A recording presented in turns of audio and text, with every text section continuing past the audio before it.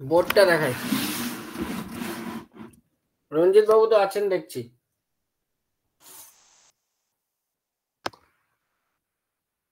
আচ্ছা, মোটামুটি আজকে আমরা বাকযন্ত্রটা কমপ্লিট করবই, বাকযন্ত্রের ধ্বনিটা যতটা হয়। ঠিক আছে, আজকেই শেষ করার ইচ্ছা আছে। স্যার আপনাকে ঠান্ডা লাগে না? হুম, কি আপনাকে ঠান্ডা লাগে না? সোয়েটার ফোয়েটার কিছুই পরেননি যে? ঠান্ডা? ঘরের মধ্যে আর ঠান্ডা লাগে? বাইরে ঠান্ডা, ঘরে তো গরম। প্রচুর ঠান্ডা পড়েছে। তো স্যার সারাদিন যা দৌড়ায়, স্যারকে আমি ঠান্ডা এক্ষুনি লাগাটা একটু খুব আগে মুশকিল হয়। ঢুকলাম, দৌড়ে দৌড়ে ঢুকলাম একটু আগে। আচ্ছা, আহ, এই হচ্ছে সমস্যা, এই জন্য আমি ওপেন টু অল করে দিচ্ছিলাম, যে বারবার করে জয়েন হচ্ছে আর বারবার করে আমাকে আবার ব্যাক করতে হচ্ছে। উম, দেখো, ওপেন টু অল করতেই পারেন, কিন্তু লিঙ্কটা বাইরে না গেলেই হলো, এই হচ্ছে কথা। লিঙ্ক তো বাইরে যাওয়ার কথা না, কারণ আমি তো বাইরে দিই না লিঙ্ক। আমি কেন দিতে যাবো? আমার ক্লাস, আমি আমি তো এটা পেড বেচে ক্লাস করাচ্ছি, আমি কেন অন্যদের দিতে যাবো? স্যার, হ্যালো, শুনতে পাচ্ছেন? হ্যাঁ বলো। আমি কাউকে লিংক দিই না। হ্যাঁ, শরীফা আপনাকে বারবার ফোন করেছিল, পাইনি। তো আমাকে ও অনেকবার ফোন করলো, তারপরে আমি বললাম ওনাকে ঠিক আছে। বললাম যে আমি আপনার সঙ্গে আমি স্কুলে আছি, আমি বাড়ি ফিরি, তারপরে পরে আমি কথা বলছি। ও মানে অধৈর্য হয়ে গেছে না, আমাকে এক্ষুনি মানে ঠিক আছে, ঠিক ই আছে, করে ঠিক দাও, আছে, তুমি স্যার ফোন কাজ করো। করুন। ঠিক আছে। ঠিক আছে, শুরু করি। আমরা আজকে যেটা নিয়ে আলোচনা করব সেটা হচ্ছে এই যে বাকযন্ত্র বলো বা স্বরধ্বনি বলো বা ব্যঞ্জনধ্বনি বলো, দেখা যাচ্ছে? হ্যাঁ স্যার। আচ্ছা, আমি কালো কালিটা একটুখানি সমস্যা হচ্ছে, দাগ পড়ছে না বেশি, তাও দেখি। না, পড়ছে। দেখো, আজকে আমরা যে বিষয়টা নিয়ে আলোচনা করব সেটা টোটালটাই ধ্বনিতত্ত্বের মধ্যে পড়ে। আর ধ্বনিতত্ত্বকে ইংরেজিতে বলে ফোনোলজি। ফোনোলজি, ফোনোলজি এই শব্দটা কোথা থেকে এসছে আমরা কম বেশি শুনেছি ইংরেজিতে, সেটা হচ্ছে ফোনিম থেকে এসছে।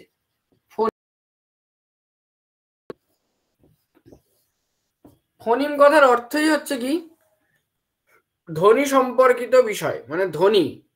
এই ফোনোলজি শব্দটা, লজি মানে তো আমরা লোগোস শব্দ থেকে এসছে, যেটা হচ্ছে বিষয় বা তত্ত্ব, আর ফোনিম হচ্ছে আমাদের ধ্বনি। তো আজকে আমাদের আলোচ্য বিষয় হচ্ছে ধ্বনিতত্ত্ব। তো ধ্বনিতত্ত্ব জানার আগে আমাদের জানতে হবে, তত্ত্বটা জানার আগে আমাদের জানতে হবে ধ্বনি কি এবং ধ্বনি কোথা থেকে উচ্চারিত হয়। আমরা ধ্বনি বলতে বুঝি হচ্ছে আওয়াজকে, কিন্তু অ্যাকচুয়ালি যে কোনো আওয়াজকেই তো ধ্বনি বলে না। অ্যাকচুয়ালি যে কোনো আওয়াজকে আমরা ধ্বনি বলতে পারি না। কেন বলতে পারি না? এই হচ্ছে সমস্যা, বুঝলে সৌম্যদীপ? সব এখন অ্যাড হচ্ছে। স্যার, সব আওয়াজ যেহেতু আমাদের গলা থেকে বেরোয় না, যেটা ইয়েস, একমাত্র বাকযন্ত্রের সাহায্যে উচ্চারিত হয় সেটাই ধ্বনি, একদম। বাকিগুলো ধ্বনি নয়। তাহলে যদি বলা হয় যে ধ্বনি কি, ধ্বনি অ্যাকচুয়ালি আওয়াজ, কিন্তু যদি ব্যাকরণগত দিক থেকে বলা হয় ধ্বনি, ব্যাকরণগত দিক থেকে, ব্যাকরণ, তখন আমাদের ধ্বনি বলতে গেলে বুঝতে হবে যে মানুষের বাকযন্ত্র দ্বারা নিঃসৃত বা উচ্চারিত অর্থপূর্ণ আওয়াজকে ধ্বনি বলে। তাহলে ধ্বনি ব্যাকরণের দিক থেকে আমরা কি বলবো? যে মানুষের বাকযন্ত্র থেকে উচ্চারিত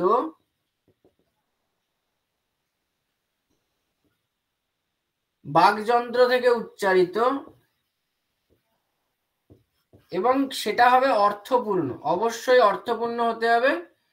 অর্থপূর্ণ না হলে কিন্তু ধ্বনি হতে পারে না। অর্থপূর্ণ আওয়াজকে ধ্বনি বলে। পরের দিন থেকে ওই সৌম্যদীপ বা মণিদীপাকে বলবো ইয়ে দিতে, লিঙ্কটা দিতে। এরকম করে বারবার করে হ্যাঁ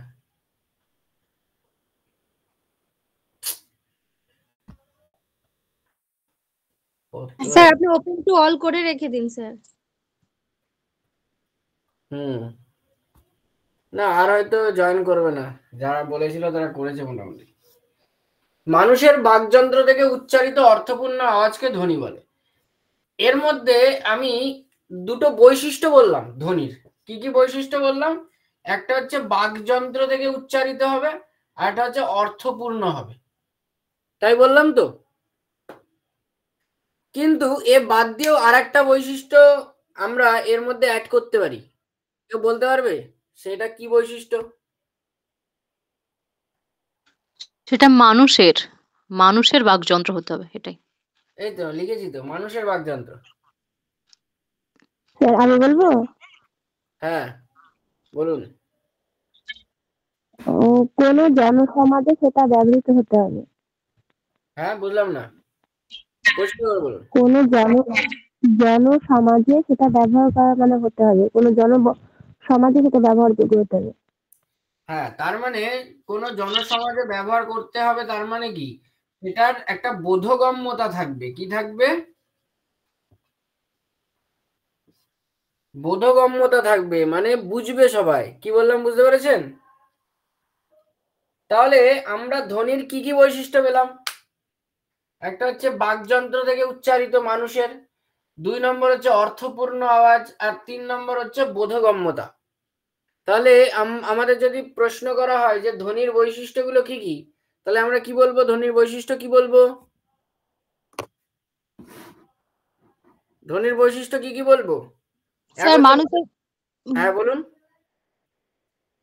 মানুষের বাকযন্ত্র থেকে উচ্চারিত অর্থপূর্ণ এবং বোধগম্য আওয়াজকেই ধ্বনি বলে। মানুষের বাকযন্ত্র থেকে উচ্চারিত হবে, অর্থপূর্ণ হবে এবং বোধগম্যতা থাকবে, তাকে আমরা ধ্বনি বলি। এইবার আমার প্রশ্ন হচ্ছে যে ধ্বনির প্রকারভেদ। আমরা বাকযন্ত্র একটু পরে করছি, আমরা আগে ধ্বনিটা কমপ্লিট করি। তো ধ্বনির প্রকারভেদ কি বলুন? ধ্বনি কয় প্রকার? 2 প্রকার, কি কি? স্বরধ্বনি আর ব্যঞ্জন ধ্বনি। একদম। যদি আমরা ছোট লেভেল ধরে বলি তাহলে হ্যাঁ ঠিক আছে, কিন্তু একটু বড় লেভেল ধরে বললে, লেভেলটা যদি একটু বড়র দিকে হয় এবং একটু ব্যাপক অর্থে হয়, তাহলে ধ্বনি 2 প্রকার ঠিকই আছে, কিন্তু নামটা চেঞ্জ হবে। একটা হচ্ছে বিভাজ্য ধ্বনি, একটা হচ্ছে অবিভাজ্য ধ্বনি। কি বললাম বুঝতে পেরেছেন? একটা হচ্ছে বিভাজ্য ধ্বনি, একটা হচ্ছে অবিভাজ্য ধ্বনি। বিভাজ্য ধ্বনি মানে কি? বিভাজ্য ধ্বনি কাকে বলে? না, যে ধ্বনিকে বিভাজিত করা যায়, যে ধ্বনিকে বিভাজিত করা যায়। আর অবিভাজ্য ধ্বনি হচ্ছে যে ধ্বনিকে আমরা বিভাজন করতে পারি না। তাহলে বিভাজ্য ধ্বনি কারা? না, যারা বিভাজিত হয়। লিখে দিই, বিভাজিত হয়। আর অবিভাজ্য ধ্বনি কোনগুলো? যেগুলো বিভাজিত হয় না বা করা যায় না। বিভাজিত হয় না বা করা যায় না, করলে অর্থপূর্ণতা আসে না, তাদেরকে বলা হয় অবিভাজ্য ধ্বনি। এই যে বললাম না বিভাজ্য ধ্বনি, এই বিভাজ্য ধ্বনির আবার 2টি পার্ট আছে। এইবার আপনারা বলবেন যে হ্যাঁ স্যার, এইবার আসছে স্বরধ্বনি আর ব্যঞ্জন ধ্বনি। কি বললাম বুঝতে পেরেছেন? তাহলে স্বরধ্বনি কোনটা? স্বরধ্বনি এক প্রকার কি ধ্বনি? বিভাজ্য ধ্বনি। ব্যঞ্জন ধ্বনি এক প্রকার কি ধ্বনি? বিভাজ্য ধ্বনি, তাই তো? তাহলে দুটোই কিন্তু বিভাজ্য ধ্বনি, কিন্তু দুটোর কিন্তু ক্যারেক্টারিস্টিক্স আলাদা, কিন্তু দুটোই একটাই ক্যারেক্টারিস্টিক্স এর মধ্যে পড়ে না, এই দুটোকেই বিভাজন করা যায়। তাহলে আমরা এই আরেকটা পয়েন্ট জানলাম যে বিভাজ্য ধ্বনির 2টি টাইপ, কিন্তু একটাই ওদের সিমিলারিটি আছে। সিমিলারিটি হচ্ছে ওদেরকে বিভাজন করা যায়, কিন্তু ওদের মধ্যে ডিসসিমিলারিটি মানে বৈসাদৃশ্যতা অনেক বেশি। কেন বেশি? কারণ দুটোর গঠন আলাদা। তাহলে এবার আমরা আস্তে আস্তে অবিভাজ্য ধ্বনির টাইপটা একটু দেখে নিই। অবিভাজ্য আগে দেখে নিই, তারপরে আমরা ডিটেলসে আলোচনা করছি। এবার আমরা অবিভাজ্য ধ্বনিতে যাই। এখানে একটা অ বসিয়ে দিই, আর এগুলো একটু মুছে দিই,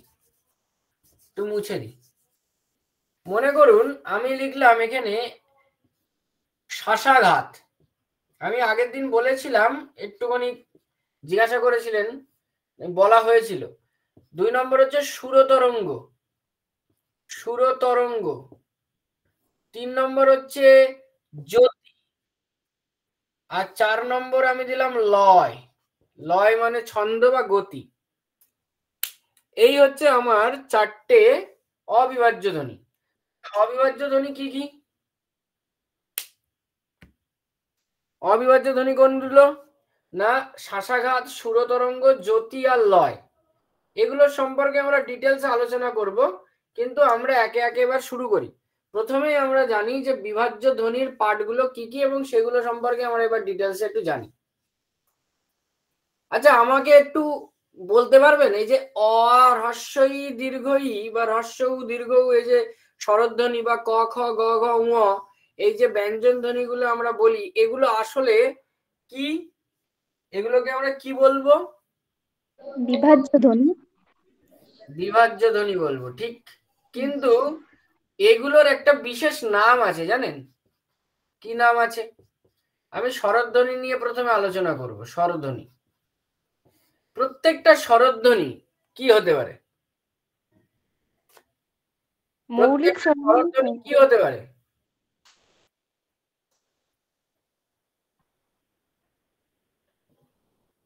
প্রত্যেকটা স্বরধ্বনি বা ব্যঞ্জনধ্বনি যাই বলুন না কেন, প্রত্যেকটা সেগুলো এক একটা বিশেষ স্বনিম। স্বনিম, স্বনিম কি? স্বনিম হচ্ছে, স্বনিম হচ্ছে যখন দুটো শব্দের মধ্যে কেবলমাত্র একটা বর্ণের পার্থক্য থাকে, এবং সেই বর্ণের পার্থক্যের জন্য বা সেই ধ্বনিটার পার্থক্যের জন্য শব্দ দুটোর মধ্যে অর্থের পার্থক্য তৈরি হয়, গঠনগত পার্থক্য তৈরি হয়, তখন সেই বিশেষ ধ্বনিটাকে স্বনিম বলা হয়। তখন সেই বিশেষ ধ্বনিটাকে কি বলা হয়?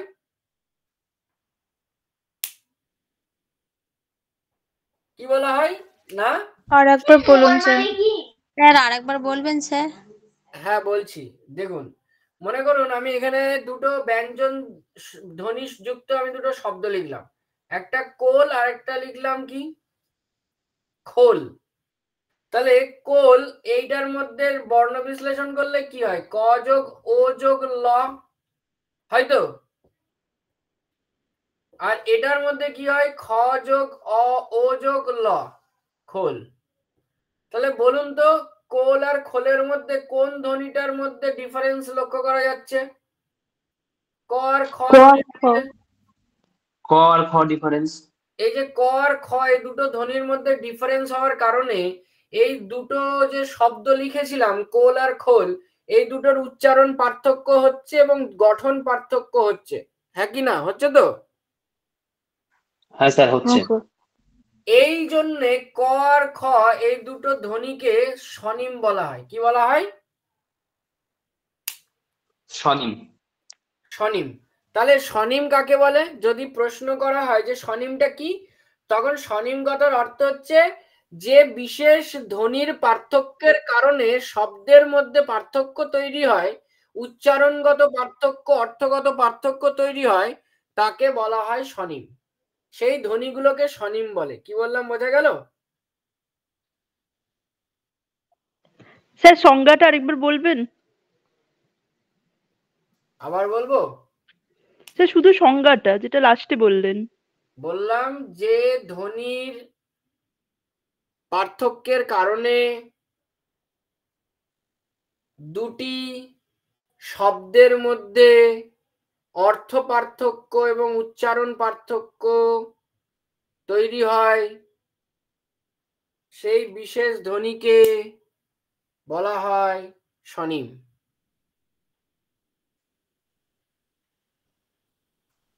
বুঝতে পেরেছেন?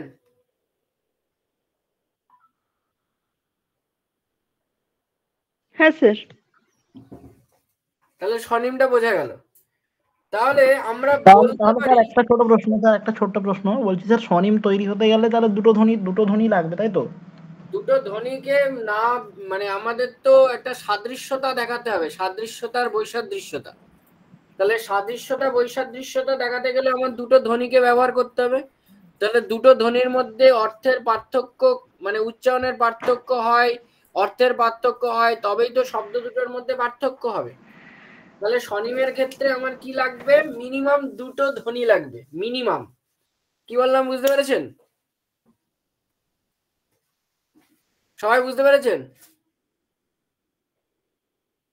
স্বনিমের ক্ষেত্রে কটা ধ্বনি লাগবে? দুটো স্যার। স্যার দুটো। এইবার একটা জিনিস ভালো করে লক্ষ্য করুন, স্যার যে বিশেষ, কথা কেটে যাচ্ছে স্যার, হ্যাঁ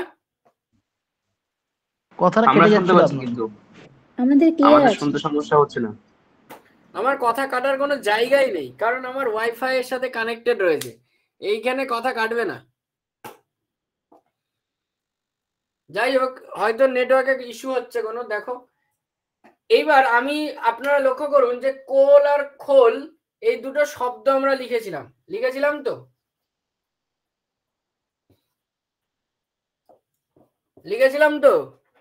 এই দুটো হ্যাঁ স্যার। শব্দের মধ্যে সব ধ্বনিগুলোর মিল ছিল, শুধু কেবলমাত্র একটা ধ্বনির মধ্যে পার্থক্য ছিল, ঠিক কি না? হ্যাঁ স্যার। হ্যাঁ স্যার, ক আর খ। হ্যাঁ, ক আর খটা এখানে পার্থক্য ছিল, সেই জন্য ক আর খকে বলা হয়েছে স্বনিম। ভালো কথা।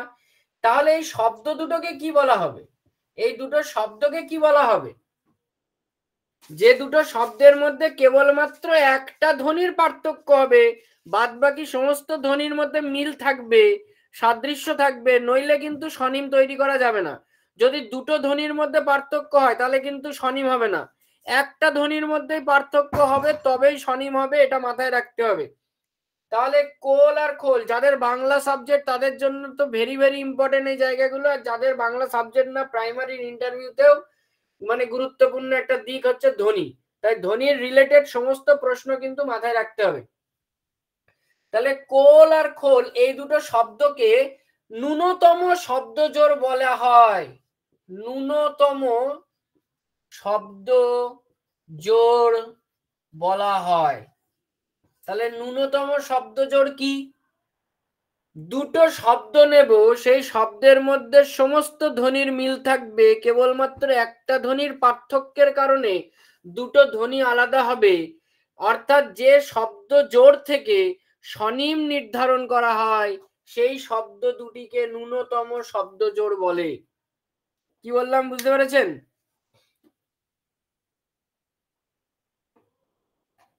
কি বললাম বলুন। হ্যাঁ স্যার, যে বললেন যে শব্দ জোড় থেকে স্বনিম নির্ধারণ করা হয়। হ্যাঁ, যে শব্দ দুটি থেকে স্বনিম নির্ধারণ করা হয় সেই শব্দ দুটিকে ন্যূনতম শব্দ জোড় বলে। এবার ন্যূনতম শব্দ জোড় কেন বলা হয়েছে? ন্যূনতম মানে যতটুকু প্রয়োজন ততটুকুই ন্যূনতম। এইবার ন্যূনতম শব্দ জোড় মানে হচ্ছে আরেকটা বিষয়, যার মধ্যে কেবলমাত্র একটা ধ্বনির পার্থক্য থাকবে, বাদ বাকি কোনো ধ্বনির পার্থক্য থাকবে না। যেমন আমি আরেকটা উদাহরণ দিচ্ছি, আমি বললাম গোল আর একটা বললাম ঘোল। ভালো করে দেখুন তো, গোল আর ঘোল দুটোর মধ্যে সবকিছু ধ্বনির মিল আছে, শুধুমাত্র এখানে গ আর এখানে ঘ এই দুটো ধ্বনির পার্থক্য আছে, হ্যাঁ কি না? হ্যাঁ হ্যাঁ স্যার। তাহলে এই জন্য এই দুটো ধ্বনিকে স্বনিম বলে, আর এই শব্দ দুটিকে ন্যূনতম শব্দ জোড় বলে। কি বললাম, বুঝতে পেরেছেন? তাহলে স্বনিম আর ন্যূনতম শব্দ জোড়ের বিষয়টা ক্লিয়ার হয়ে গেছে তো? তাহলে মনে রাখবেন যে বাংলা ব্যাকরণে ধ্বনিতে আমরা যে স্বরধ্বনি বা যে ব্যঞ্জন ধ্বনিগুলি পড়ি, প্রত্যেকটা স্বরধ্বনি এবং প্রত্যেকটা ব্যঞ্জন ধ্বনির নির্দিষ্ট উচ্চারণ বৈশিষ্ট্য রয়েছে, সেই জন্য প্রত্যেকটা ধ্বনিকেই আমরা স্বনিম বলবো। কি বলবো? প্রত্যেকটা বলবো স্বনিম, মাথায় রাখতে হবে, প্রত্যেকটা ধ্বনিকে আমরা স্বনিম বলবোই। স্বনিম ছাড়া কিন্তু শব্দ তৈরি হতে পারে না। যদি স্বনিম না হতো তাহলে তো সব শব্দই একই উচ্চারণের হতো, একই রকম শোনাতো, তাহলে কি আর আমরা কি নতুন নতুন কোনো শব্দ বৈচিত্র্য পেতাম? পেতাম না তো।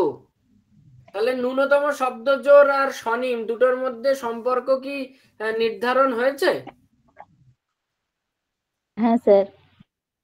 এইবার স্যার। দেখুন, এইবার আরেকটা মজার জিনিস দেখুন, এর সাথে রিলেটেড বলে আরেকটা জিনিস করিয়ে দিচ্ছি, সেটা হচ্ছে স্বনিম জানলাম আমরা স্বনিম জানলাম, রাইট চিহ্ন দিলাম। আমরা ন্যূনতম শব্দজোড় জানলাম, ন্যূনতম শব্দজোড় জানলাম, এটাও টিক মারলাম। কিন্তু আমাদের আরেকটা জিনিস একটু জেনে নিতে হবে এর সাথে, সেটা হচ্ছে মুক্ত বৈচিত্র্য। মুক্ত বৈচিত্র্য এটা আবার কি জিনিস স্যার? এটা কোনোদিন শুনিনি নাম। মুক্ত বৈচিত্র্যটা কি জিনিস? মুক্ত বৈচিত্র্য হলো এই, যখন আমি দুটো শব্দ লিখছি, একটা হচ্ছে গাঢ় আর একটা হচ্ছে গাঢ়। এবার ভালো করে উচ্চারণ বৈশিষ্ট্য দেখুন তো, আমরা যখন গাঢ়, এই যে ঢয়ে শূন্য র বা ঢয়ে পুটকি র আমরা যখন বলি, তখন আমাদের উচ্চারণটা কেমন হয়? আমাদের উচ্চারণটা হওয়া উচিত গাঢ়। কি উচ্চারণ এরকম হওয়া উচিত তো? হ্যাঁ স্যার। কিন্তু আমরা এরকম উচ্চারণ করি না, আমরা গাঢ় এরকম বলি না। আমরা কি বলি? খুব তাড়াতাড়িতে বলার সময়, উচ্চারণ করবার সময় আমরা কি বলি? গাঢ়, দুটোই হ্যাঁ। একই বলি। অর্থাৎ এখানে ঢয় শূন্য রয়ের উচ্চারণ ডয় শূন্য রয়ের উচ্চারণে পরিণত হয়েছে। অর্থাৎ এখানে উচ্চারণের মধ্যে মুক্ত বৈচিত্র্য লক্ষ্য করা যাচ্ছে, অর্থাৎ মুক্ত মানে ফ্রিডম লক্ষ্য করা যাচ্ছে। আমি যেমন তেমন উচ্চারণ করতে পারি বা করছি, করতে পারি না, করছি। তাহলে এখানে ঢয় শূন্য রয়ের উচ্চারণটা ডয় শূন্য রয়ের মতন হয়ে যাচ্ছে। এইটাকে বলা হচ্ছে মুক্ত বৈচিত্র্য। অর্থাৎ অন্য কোনো ধ্বনির উচ্চারণ যদি পরিবর্তিত হয়ে অন্য কোনো ধ্বনির মতন হয়ে যায়, তখন তাকে বলা হয় মুক্ত বৈচিত্র্য। কি বললাম বুঝতে পেরেছেন?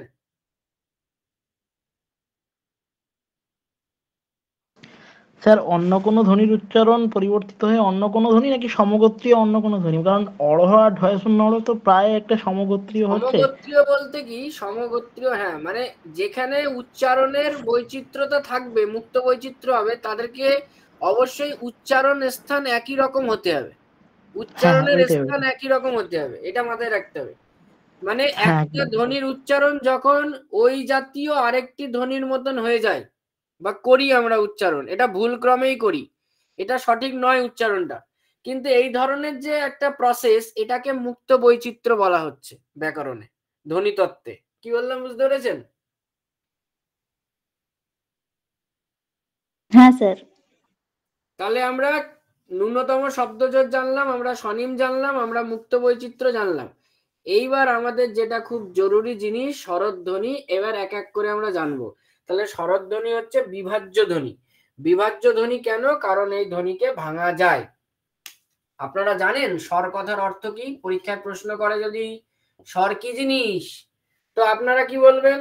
স্যার স্বর কথার অর্থ হচ্ছে গলার আওয়াজ। কি তাই তো? স্বর কথার অর্থ কি? গলার আওয়াজ তো? হ্যাঁ স্যার। কিন্তু আমি যদি বলি আরেকটা অর্থে আমি এটাকে ব্যবহার করব, এবং এটা হচ্ছে স্বর কথার সঠিক অর্থ, সেটা হচ্ছে স্বর কথার অর্থ স্বরধ্বনিতে স্বর কথার অর্থ। আমি কিন্তু অ্যাকচুয়ালি স্বর কথার অর্থ বলছি না। স্বর কথার অর্থ গলার আওয়াজ, ভয়েস, কিন্তু অ্যাকচুয়ালি স্বরধ্বনিতে স্বর কথার অর্থ হচ্ছে প্রাণ বায়ু বা প্রাণ বাতাস। প্রাণ বায়ু বা প্রাণ বাতাস। এক মিনিট।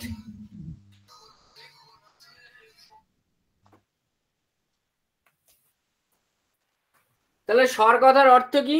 গলার আওয়াজ, কিন্তু অ্যাকচুয়ালি স্বরধ্বনিতে স্বর কথার অর্থ কি? প্রাণবায়ু। প্রাণবায়ু বা প্রাণ বাতাস।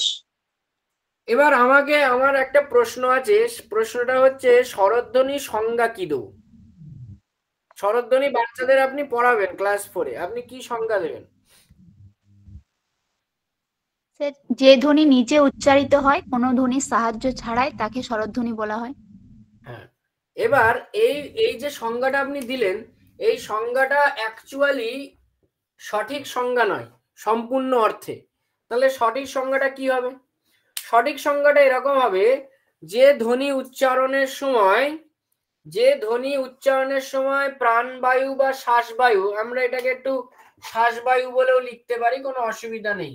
শ্বাসবায়ু, যে ধ্বনি উচ্চারণের সময় শ্বাসবায়ু বা প্রাণবায়ু মুখগহ্বরের মধ্য থেকে বেরিয়ে আসার সময় কোথাও বাধা না পেয়ে স্বচ্ছন্দে বেরিয়ে আসে তাকে স্বরধ্বনি বলে। এই উত্তরটা দিতে হবে, এটাই হচ্ছে সঠিক সংজ্ঞা এবং এটা হচ্ছে মান্য সংজ্ঞা। মান্য মানে হচ্ছে চলিত ডেফিনেশন বলা যেতে পারে বা সংজ্ঞা বলা যেতে পারে।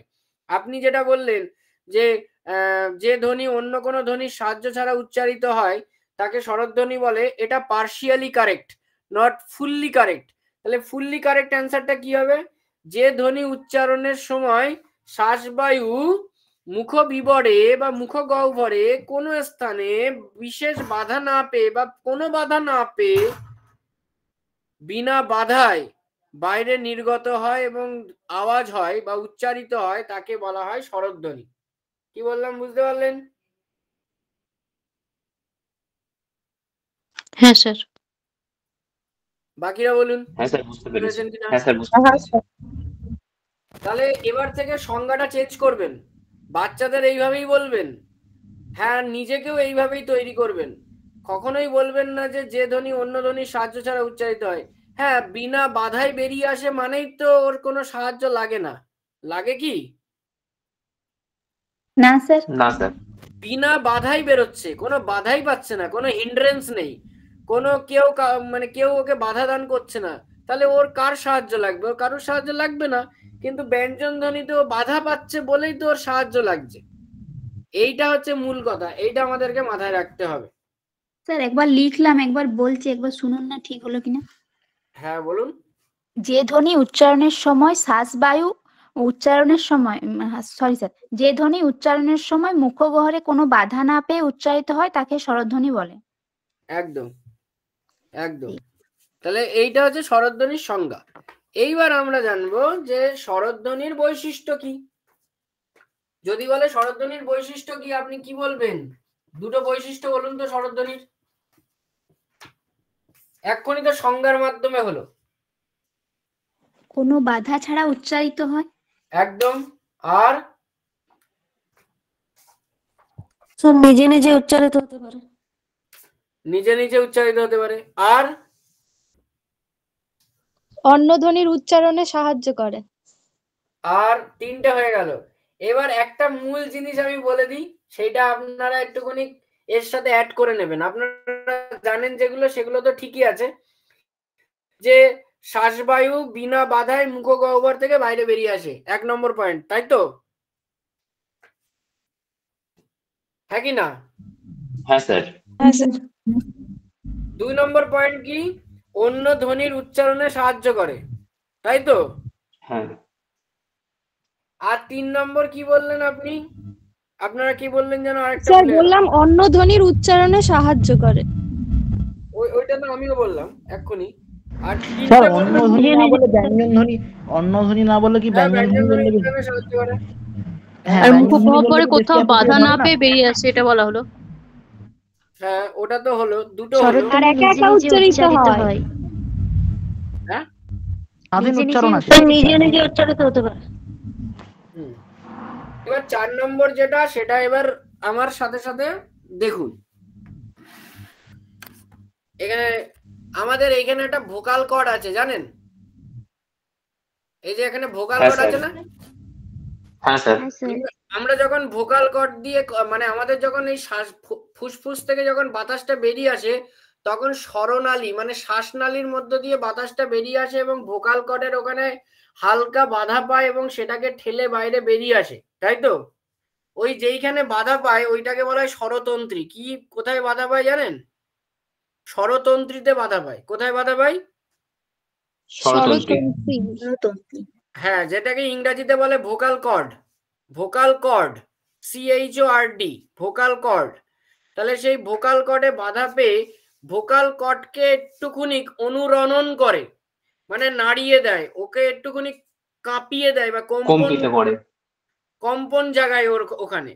তাহলে কম্পন জাগানোর মাধ্যমে যে ধ্বনির উচ্চারণ হয় সেটাই স্বরধ্বনি।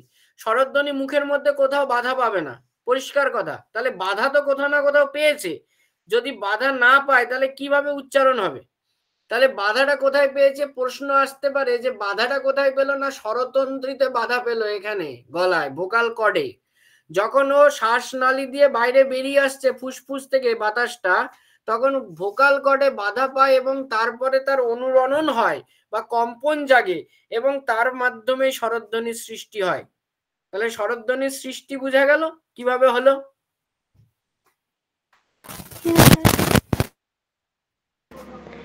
তাহলে স্যার স্বরধ্বনি বাধা পায় না এই কথা তো পুরোপুরি বলা যায় না, উচ্চারণ স্থানে বাধা পায় না এটা বলা যেতে পারে। আমি বলেছি মুখ বিবরে কোথাও বাধা পায় না, বলেছিলাম? হ্যাঁ স্যার বলেছিলেন। আমি মুখ বিবর বলতে এইটাকে বলি, এই জায়গাটা মুখ বিবর তাও না, নয়। বাধা পেলে তো ধ্বনি হবে না, উচ্চারণ হবে না স্যার, আওয়াজ হবে না। হ্যাঁ, ওখানে বাধা পেলে তো উচ্চারণই হবে না। আমি যদি মুখের মধ্যে বাধা সৃষ্টি করে দেয়, স্বরধ্বনিকে আটকে দেয়, তাহলে তো উচ্চারণই করতে পারবে না বা উচ্চারিতই হবে না, তাহলে সে তো করতে পারবে না কাজ। কি বললাম, বোঝা গেল? হ্যাঁ স্যার। হ্যাঁ, তাহলে যদি বলা হয় যে না বাধা পাবে না, সেটা কোথায় বাধা পাবে না? আমি কিন্তু পরিষ্কার বলেছিলাম মুখ গহ্বরে বাধা পাবে। মুখ গহ্বরে। ঠিক আছে, কিন্তু একটা জায়গায় বাধা সৃষ্টি হবে, কিন্তু সেই বাধাকে ও আটকে থাকবে না বাধাতে, ও বাধাটাকে ঠেলে বেরিয়ে আসবে, ফলে ওখানে একটা অনুরণন তৈরি হবে, অনুরণন বা কম্পন তৈরি হবে, একটা ভাইব্রেশন তৈরি হবে এবং সেই ভাইব্রেশনের কারণে স্বরধ্বনির সৃষ্টি হবে। কি বললাম, বোঝা গেল? আপনারা নিজে উচ্চারণ করবেন, অ বলবেন, আ বলবেন, ই বলবেন, হ্রস্বই বলবেন না খবরদার। আপনারা উচ্চারণ সঠিক করবেন, অ আ হ্রস্ব ই বা ই, হ্রস্ব উ বা উ, এরকম বলবেন। আপনারা অনেক সময় দেখেছেন বিভিন্ন জায়গায় বাচ্চাদেরকে পড়ানো হয় হ্রস্বই দীর্ঘই হ্রস্ব দীর্ঘ, উচ্চারণ সম্পূর্ণ ভুল। ওটা হচ্ছে হ্রস্ব ই দীর্ঘ ই, হ্রস্ব উ দীর্ঘ উ। এবার দীর্ঘ ই আর দীর্ঘ উ এগুলো কিন্তু ধ্বনি না, এগুলো হচ্ছে বর্ণ, কারণ এগুলোর আলাদা কোনো উচ্চারণ বৈচিত্র্যতা নেই, সুতরাং এগুলোকে আমরা ধ্বনি বলতে পারি না, এগুলো বর্ণ হিসেবে ঠিক আছে। তো আমরা যখন উচ্চারণটা করব তখন উচ্চারণটা ক্ল্যারিটির সঙ্গে করতে হবে। যেমন হ্রস্বই আর হ্রস্ব উ এই দুটোর ক্ষেত্রে উচ্চারণ বৈচিত্র্যটা লক্ষ্য করা যায়, মানে হ্রস্বই দীর্ঘই বলবেন না, হ্রস্বও দীর্ঘও বলবেন না, সঠিকভাবে বলবেন। তাহলে আমরা স্বরধ্বনি জানলাম, স্বর কথার অর্থ জানলাম, স্বরধ্বনির বৈশিষ্ট্য জানলাম। এবার আপনাদেরকে প্রশ্ন, মান্য বাংলায় বা মান্য চলিত বাংলায় বা প্রচলিত স্বরবর্ণ কতগুলো বলতে পারবেন? 11টি। 11টা। 11টি। 11টি। স্যার স্বরধ্বনি কটা? না, স্বরধ্বনি বলিনি ম্যাডাম এখনো, আমি স্বরবর্ণ বলেছি। আপনি একটুখানি স্বরবর্ণটা বলুন, তারপরে আমি স্বরধ্বনি বলছি। ঠিক আছে, স্বরবর্ণ কতগুলো? 11টি। স্যার 11টি। 11টি। 11টি। কি কি? অর্চনা ম্যাডাম বলুন 11টা স্বরধ্বনির নাম, স্বরবর্ণের নাম বলুন। হ্যাঁ স্যার, অ আ হ্রস্বই দীর্ঘই হ্রস্ব দীর্ঘ এই এ যে হ্রস্ব ওই দীর্ঘ হয়ে গেল তো, হ্রস্ব উ ক্ল্যারিটির সঙ্গে বলুন, হ্রস্ব উ হ্রস্ব দীর্ঘ উ, উ।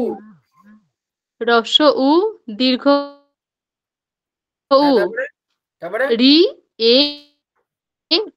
রি এ ওই ও ও। একদম, এইগুলো হ্যাঁ হচ্ছে বললাম স্যার। হ্যাঁ ঠিক বলেছেন তো, ভুল বলেননি তো। স্যার বলছি এইবার তাহলে ওই যে সহজ পাঠে যে ছড়াগুলো আমরা পড়ি না, রস্বই দীর্ঘই বসে খাই ক্ষীর খই, ওগুলো বলার সময় কি বলতে হবে? ওটা রস্বই দীর্ঘই হ্রস্বই বলতে হবে? দীর্ঘই। কিন্তু মিলবে না তো তাহলে এটা কেন? বসে খাই হ্রস্বই দীর্ঘই বসে খায় ক্ষীর খই, মিলবে না? খই এইভাবে বলতে হবে? খই বলেছি আমি বললাম খই। আমি কি টেনে বললাম? খই বললাম। না না, আমি তাহলে ভুল শুনেছি। আর ওই যে রস্বউ দীর্ঘউ ডাক ছাড়ে ঘেউ ঘেউ, ওটা কি হ্যাঁ, রস্ব উ ঘেউ ঘেউ। দীর্ঘ উ এভাবে বলতে হবে? হ্যাঁ হ্যাঁ, ওইভাবে বলতে হবে, নাহলে হ্যাঁ মিলে যাচ্ছে তো ম্যাম, প্রিয়াঙ্কা ম্যাম মিলছে তো, এই তো হ্রস্ব উ দীর্ঘ উ ডাক ছাড়ে ঘেউ ঘেউ, মিলে যাচ্ছে তো। ও আচ্ছা ঠিক আছে। এই যে মানে যেটা মানে যখন আমরা পার্টিকুলার বর্ণের উচ্চারণ করব তখন আমরা ওটাকে ক্লারিফাই করব, কিন্তু যখন কোনো লাইন বলবো তখন তো সেখানে একটা বাক্যের ভাব সম্প্রসার ভাবের একটা ব্যাপার থাকে, তো তখন সেখানে উচ্চারণটা অতটা হবে না, এটাই হচ্ছে ব্যাপার। উচ্চারণটা কিন্তু অত্যন্ত জরুরি জিনিস, বাচ্চাদের উচ্চারণ শেখানো অত্যন্ত জরুরি জিনিস। আর উচ্চারণের ভুল করি বলেই আমরা কিন্তু সঠিক বানান লিখতে পারি না। এই যে বানানের প্রবলেম হয়, কেন হয়? আমরা বানান লিখতে ভুল করি কেন? আমরা বানান শিখি না কেন ঠিকঠাক করে? কারণ আমরা সঠিক উচ্চারণ করি না। আমরা যদি সঠিক উচ্চারণ করতাম তাহলে নিশ্চয়ই আমাদের বানানের লেখন বিধিতে পরিবর্তন আসতো, তাই না? তাহলে এটা কিন্তু মাথায় রাখতে হবে। এইবার আমার প্রশ্ন হলো, মান্য চলিতে প্রচলিত সরব ধ্বনি কটি? সরব বর্ণ সাতটি।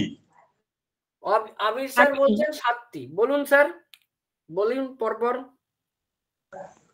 স্যার অ, আ, ই, এ, উ আর এ। আচ্ছা, তাহলে আমরা একটা ছোট্ট করে একটা ছবি এঁকে ফেলি।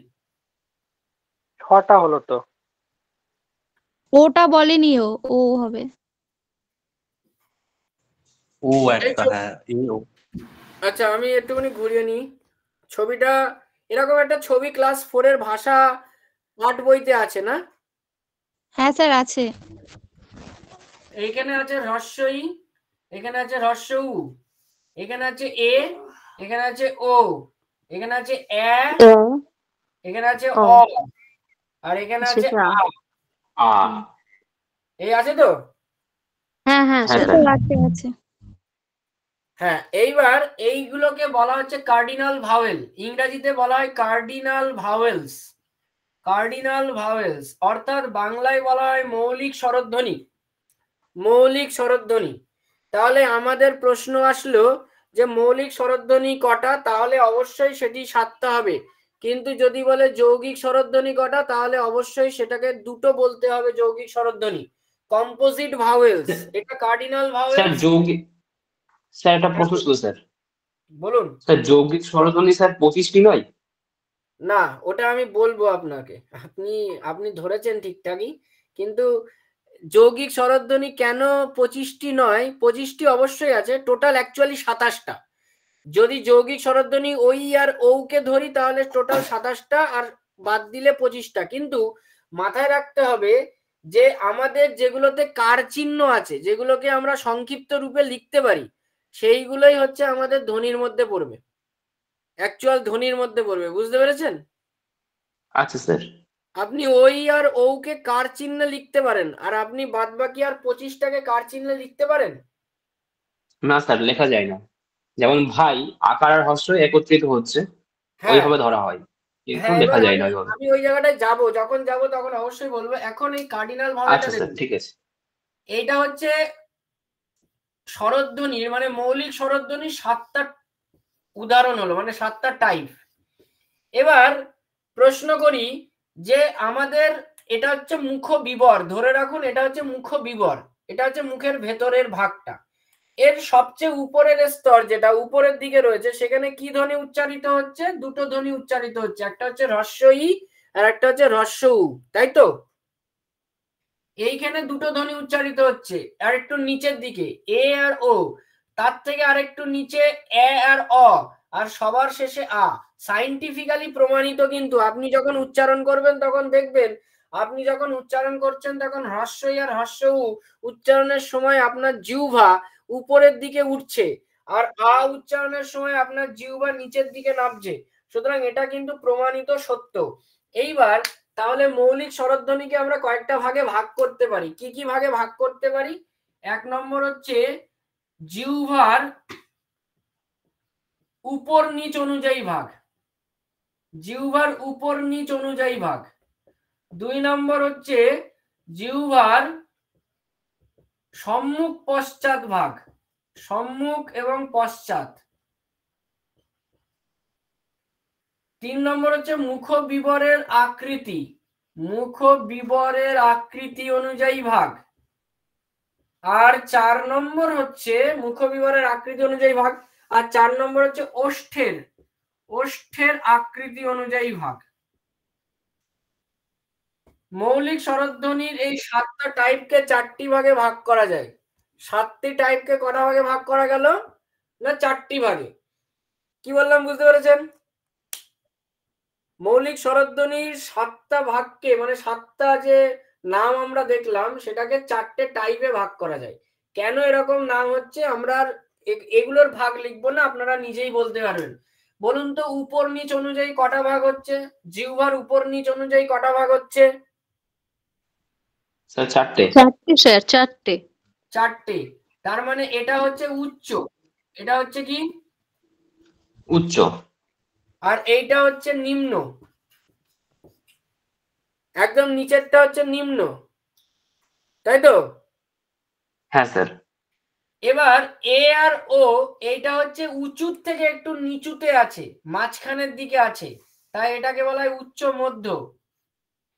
আর এটা নিচুর থেকে একটু উপরের দিকে আছে, এটাকে বলা হয় নিম্ন মধ্য। তাহলে কটা ভাগ হলো উপর নিচ অনুযায়ী? 4টে ভাগ। তাহলে আমাকে এবার ফটাফট উত্তর দিন, উচ্চ স্বরধ্বনি কটি? স্যার দুটি। মধ্য স্বরধ্বনি, উচ্চ মধ্য স্বরধ্বনি কটি? দুটি। এ আর ও কটি? দুইটি। আর নিম্ন স্বরধ্বনি কটি? একটা। তাহলে জিহ্বার উপর নিচ ভাগ হয়ে গেল। এবার জিহ্বার সামনে পেছনে ভাগ দেখুন। আচ্ছা এটা থাকুক, আমি পরে মুছবো, আমি এখন আর মুছছি না, এটা থাকুক। সামনের দিক এইটা ই এ আর এ, আর পেছন দিক কোনটা? উ ও আর ও আর ও অ আর আ। আ কোথায় না আছে? পিছনে আ নেই। আ নয়, আ পিছনে আ হবে নেই। না। আ নেই। উ ও অ। ই এ এ সামনের দিকে আর উ ও অ হচ্ছে পেছন দিকে। তাহলে সামনের দিকে যেটাকে আছে সেটাকে বলা হয় সম্মুখ। সেটাকে কি বলা হয়? সম্মুখ। সম্মুখ স্বরধ্বনি। আর এই পিছন দিকে যেগুলো আছে সেটাকে বলা হয় পশ্চাৎ স্বরধ্বনি।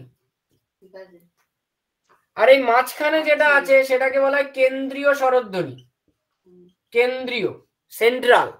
সেন্ট্রাল মানে মাঝখানে আছে। আপনি যখন উচ্চারণ করবেন তখন দেখবেন আপনি আ উচ্চারণ করবার সময় জিভ সামনেও যাচ্ছে না পিছিয়েও আসছে না, মাঝামাঝি একটা পজিশনে আছে, সেই জন্য এটাকে বলা হয় কেন্দ্রীয় স্বরধ্বনি। বোঝা গেল? হ্যাঁ স্যার। তাহলে ওষ্ঠের দুটো হলো, একটা হচ্ছে জিহ্বার উপর নিচ হলো, একটা হচ্ছে জিহ্বার সম্মুখ পশ্চাৎ হলো। তাহলে এইবার কি আছে? এইবার আছে মুখ বিবরের আকৃতি। মুখ বিবরের আকৃতি অনুযায়ী যে ভাগটা আছে সেটা করার জন্য আমি এগুলো একটু মুছে দিলাম। এই নিম্ন কেন্দ্রীয় এগুলো লিখেছি, এগুলো একটু মুছে দিচ্ছি। আমরা একদম উপরের যে দুটি স্বরধ্বনি আছে এই দুটো উচ্চারণ করবার সময় দেখবেন আপনাদের জিহ্বা উপরের দিকে উঠছে, কোথাও টাচ করছে না, টাচ করে না, কিন্তু স্পর্শ করে না, শুধু উপরের দিকে উঠে যায়।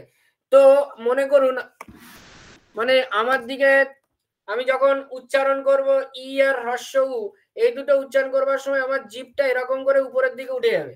কি এরকম করে উঠে যাবে, তাই তো?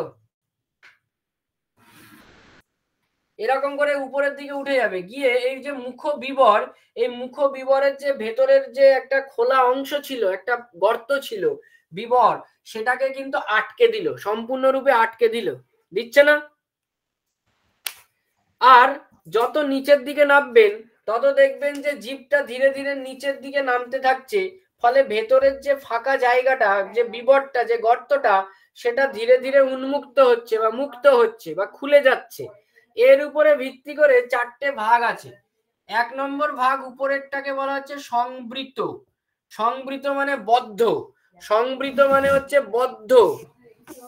তার নিচে হচ্ছে অর্ধ সংবৃত, অর্ধ সংবৃত। তার নিচে হচ্ছে অর্ধ বিবৃত। কেন বিবৃত? খুলে যাচ্ছে। বিবৃত কথার অর্থ হচ্ছে উন্মুক্ত হওয়া, ওপেন হওয়া। তাহলে আমার বিবৃত মানে ওপেন হলো। আর নিচে, একদম নিচে, এটাকে বলা হচ্ছে বিবৃত। তাহলে আমরা বুঝে গেলাম যে সংবৃত কোনটা, অর্ধ সংবৃত কোনটা, অর্ধ বিবৃত কোনটা, আর বিবৃত কোনটা। পরিষ্কার, ক্লিয়ার হয়েছে? হ্যাঁ স্যার। পুরো ক্লিয়ার হয়েছে না হয়নি? হ্যাঁ স্যার, হ্যাঁ। হ্যাঁ স্যার। ওকে, এবার দেখুন ওষ্ঠের আকৃতি। আপনি যখন উচ্চারণ করবেন এই সামনের দিকের স্বরধ্বনিগুলো ই, এ আর এ, তখন দেখবেন আপনার ঠোঁটটা প্রসারিত হচ্ছে। আর যখন পিছনের দিকের এইগুলোকে উ, ও আর অ এগুলোকে উচ্চারণ করবেন তখন দেখবেন ও আর কিন্তু মানে প্রসারিত অবস্থায় নেই, সংকুচিত হয়ে গেছে বা ছোট হয়ে গেছে বা গোলাকার হয়ে গেছে ঠোঁটের আকৃতি। আপনি উচ্চারণ করে দেখুন, আপনি ই উচ্চারণ করুন, দেখুন আপনার ঠোঁট প্রসারিত হচ্ছে। আর আপনি উ উচ্চারণ করুন, দেখুন আপনার ঠোঁটটা সংকুচিত হচ্ছে, ছোট হয়ে যাচ্ছে। এটা বাস্তবিকই হবে। তাহলে এর উপরে ভিত্তি করে আমরা আবার তিনটে ভাগে ভাগ করব এটাকে। একটা হচ্ছে প্রসারিত, 2 নম্বর এদিকটাকে বলা হচ্ছে কুঞ্চিত, কুঞ্চিত বা বর্তুলাকার, কুঞ্চিত বা বর্তুলাকার, বর্তুলাকার, বর্তুল মানে গোলাকার, ছোট হয়ে গেল। আর এই যে আ, মাঝখানে আ, এর কোনো নরণচরণ হয় না, এর সেম পজিশনে আছে, এটাকে বলা হচ্ছে মধ্যস্থ স্বরধ্বনি। মধ্যস্থ, কি বললাম বুঝতে পেরেছেন? তাহলে প্রসারিত কোনগুলো?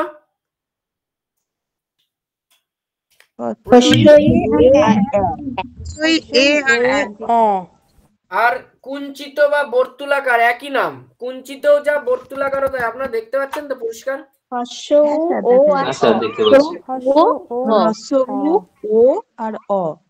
আর মধ্যস্থ স্বরধ্বনি কোনটা? তাহলে এই টোটাল ভাগটা হয়ে গেল। এবার আমরা, এটা গঠনগত ভাগ ছিল মৌলিক স্বরধ্বনি। এবার আরেকটা ভাগ আছে, মৌলিক স্বরধ্বনির পাশাপাশি আরেকটা ভাগ আছে, সেটা হচ্ছে আমাদের যৌগিক স্বরধ্বনি। কি স্বরধ্বনি? যৌগিক স্বরধ্বনি। যৌগিক। যদি বলে যে গঠনগত অনুযায়ী স্বরধ্বনি কয় প্রকার, তাহলে আপনারা কি বলবেন গঠনগত দিক থেকে? স্যার 2 প্রকার। 2 প্রকার। কি কি? মৌলিক স্বরধ্বনি, যৌগিক স্বরধ্বনি। ইয়েস, মৌলিক স্বরধ্বনি আর যৌগিক স্বরধ্বনি, ঠিক। তাহলে এবার আমরা একটু যৌগিক স্বরধ্বনি সম্পর্কে একটুখানি দেখি। মৌলিক স্বরধ্বনি পুরো কমপ্লিট বোঝা গেছে তো? হ্যাঁ স্যার। কোনো অসুবিধা নেই তো? না। তাহলে বলুন তো মধ্যস্থ, বিবৃত, নিম্ন স্বরধ্বনির উদাহরণ কি? সবগুলোই আ হবে স্যার। বাহ। বলুন তো উচ্চ, প্রসারিত স্বরধ্বনির নাম কি?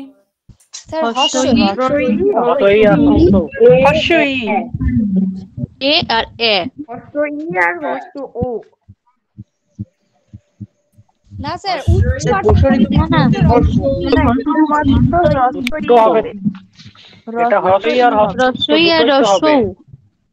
না, এটা হবে না, প্রসারিত নয়, ও তো কুঞ্চিত। প্রসারিত, প্রসারিত, প্রসারিত এ আর এ তিনটে হবে তো? একটাই হবে। স্যার শুধু রস্বইটা হবে স্যার। রস্বই হবে। একটাই হবে। রস্বই হবে, তাই তো? হ্যাঁ স্যার। হ্যাঁ, একটু ঠিক করে বলতে হবে, কোনো ভুলভাল বললে হবে না। এবার দেখুন যৌগিক স্বরধ্বনি সম্পর্কে আমরা একটুখানি জানি। স্যার স্যার একটুখানি স্যার বলছি, প্রসারিত স্বরধ্বনি শুধু রস্বই হবে? আমি বলেছি উচ্চ এবং প্রসারিত, তাহলে তো ও রস্বই। আচ্ছা আচ্ছা, হ্যাঁ তাহলে শুধু, হ্যাঁ ঠিক আছে ঠিক আছে। কোশ্চেন শুনে তারপরে উত্তর দিতে হবে। এবার যৌগিক স্বর, মৌলিক স্বর হয়ে গেছে, যৌগিক স্বর। এই যৌগিক স্বরকে আমরা আরো 2-3টে নামে জানি। সেটা হচ্ছে দ্বিস্বর, দ্বিস্বর। আর একটা নামে জানি, সেটা হচ্ছে সন্ধ্যক্ষর, সন্ধ্যক্ষর। এগুলোর নাম শুনেছেন? হ্যাঁ স্যার, হ্যাঁ স্যার।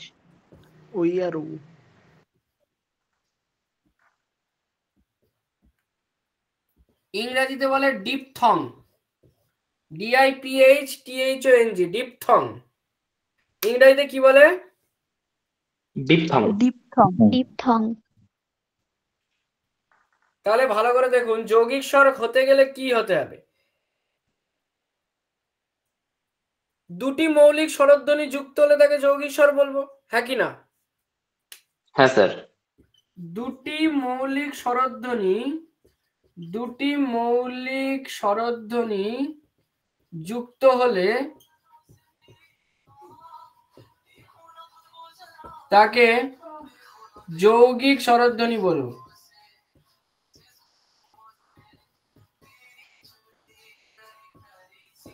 যেমন আমি বললাম ওই আর ও, আপনারা বলুন তো এর মধ্যে কি কি স্বরধ্বনি আছে? ওই হচ্ছে এই আর ও যুগল একজন বলুন। স্যার ওই হলো রস্বই, ও যুক্ত ওই রস্বই হচ্ছে- হলো হবে। অযোগ হ্রস্বই হবে না? হ্যাঁ স্যার এটাও হবে, দুটোই হতে পারে। আর কি হতে পারে? ও যোগ হর্ষই, আর আরেক- রস্বই, হ্যাঁ ও যোগ রস্বই। আর ও কি হবে? একটা হচ্ছে অ যোগ রস্য ও যোগ হস্যই। আর ও যোগ রস্য, দুটোই হবে। এরকম হবে, তাই তো? হ্যাঁ স্যার। তাহলে এর মধ্যে দেখতে পাচ্ছেন দুটো করে, আপনি যেভাবেই লিখুন না কেন দুটোই কিন্তু গ্রামাটিক্যালি কারেক্ট, কোনো অসুবিধা নেই। আপনি যে কোনো একটা বলতে পারেন। যদি প্রশ্ন ধরা হয় যে ওইকে ভাঙলে আমরা কি কি মৌলিক স্বরধ্বনি পাবো, আপনি অযোগ হ্রস্বই বলতে পারেন, ও যোগ হ্রস্বইও বলতে পারেন। কিন্তু আপনি দেখুন যে অযোগ হ্রস্বই বা ও যোগ হ্রস্বই দুটোই তো মৌলিক স্বরধ্বনি নাকি?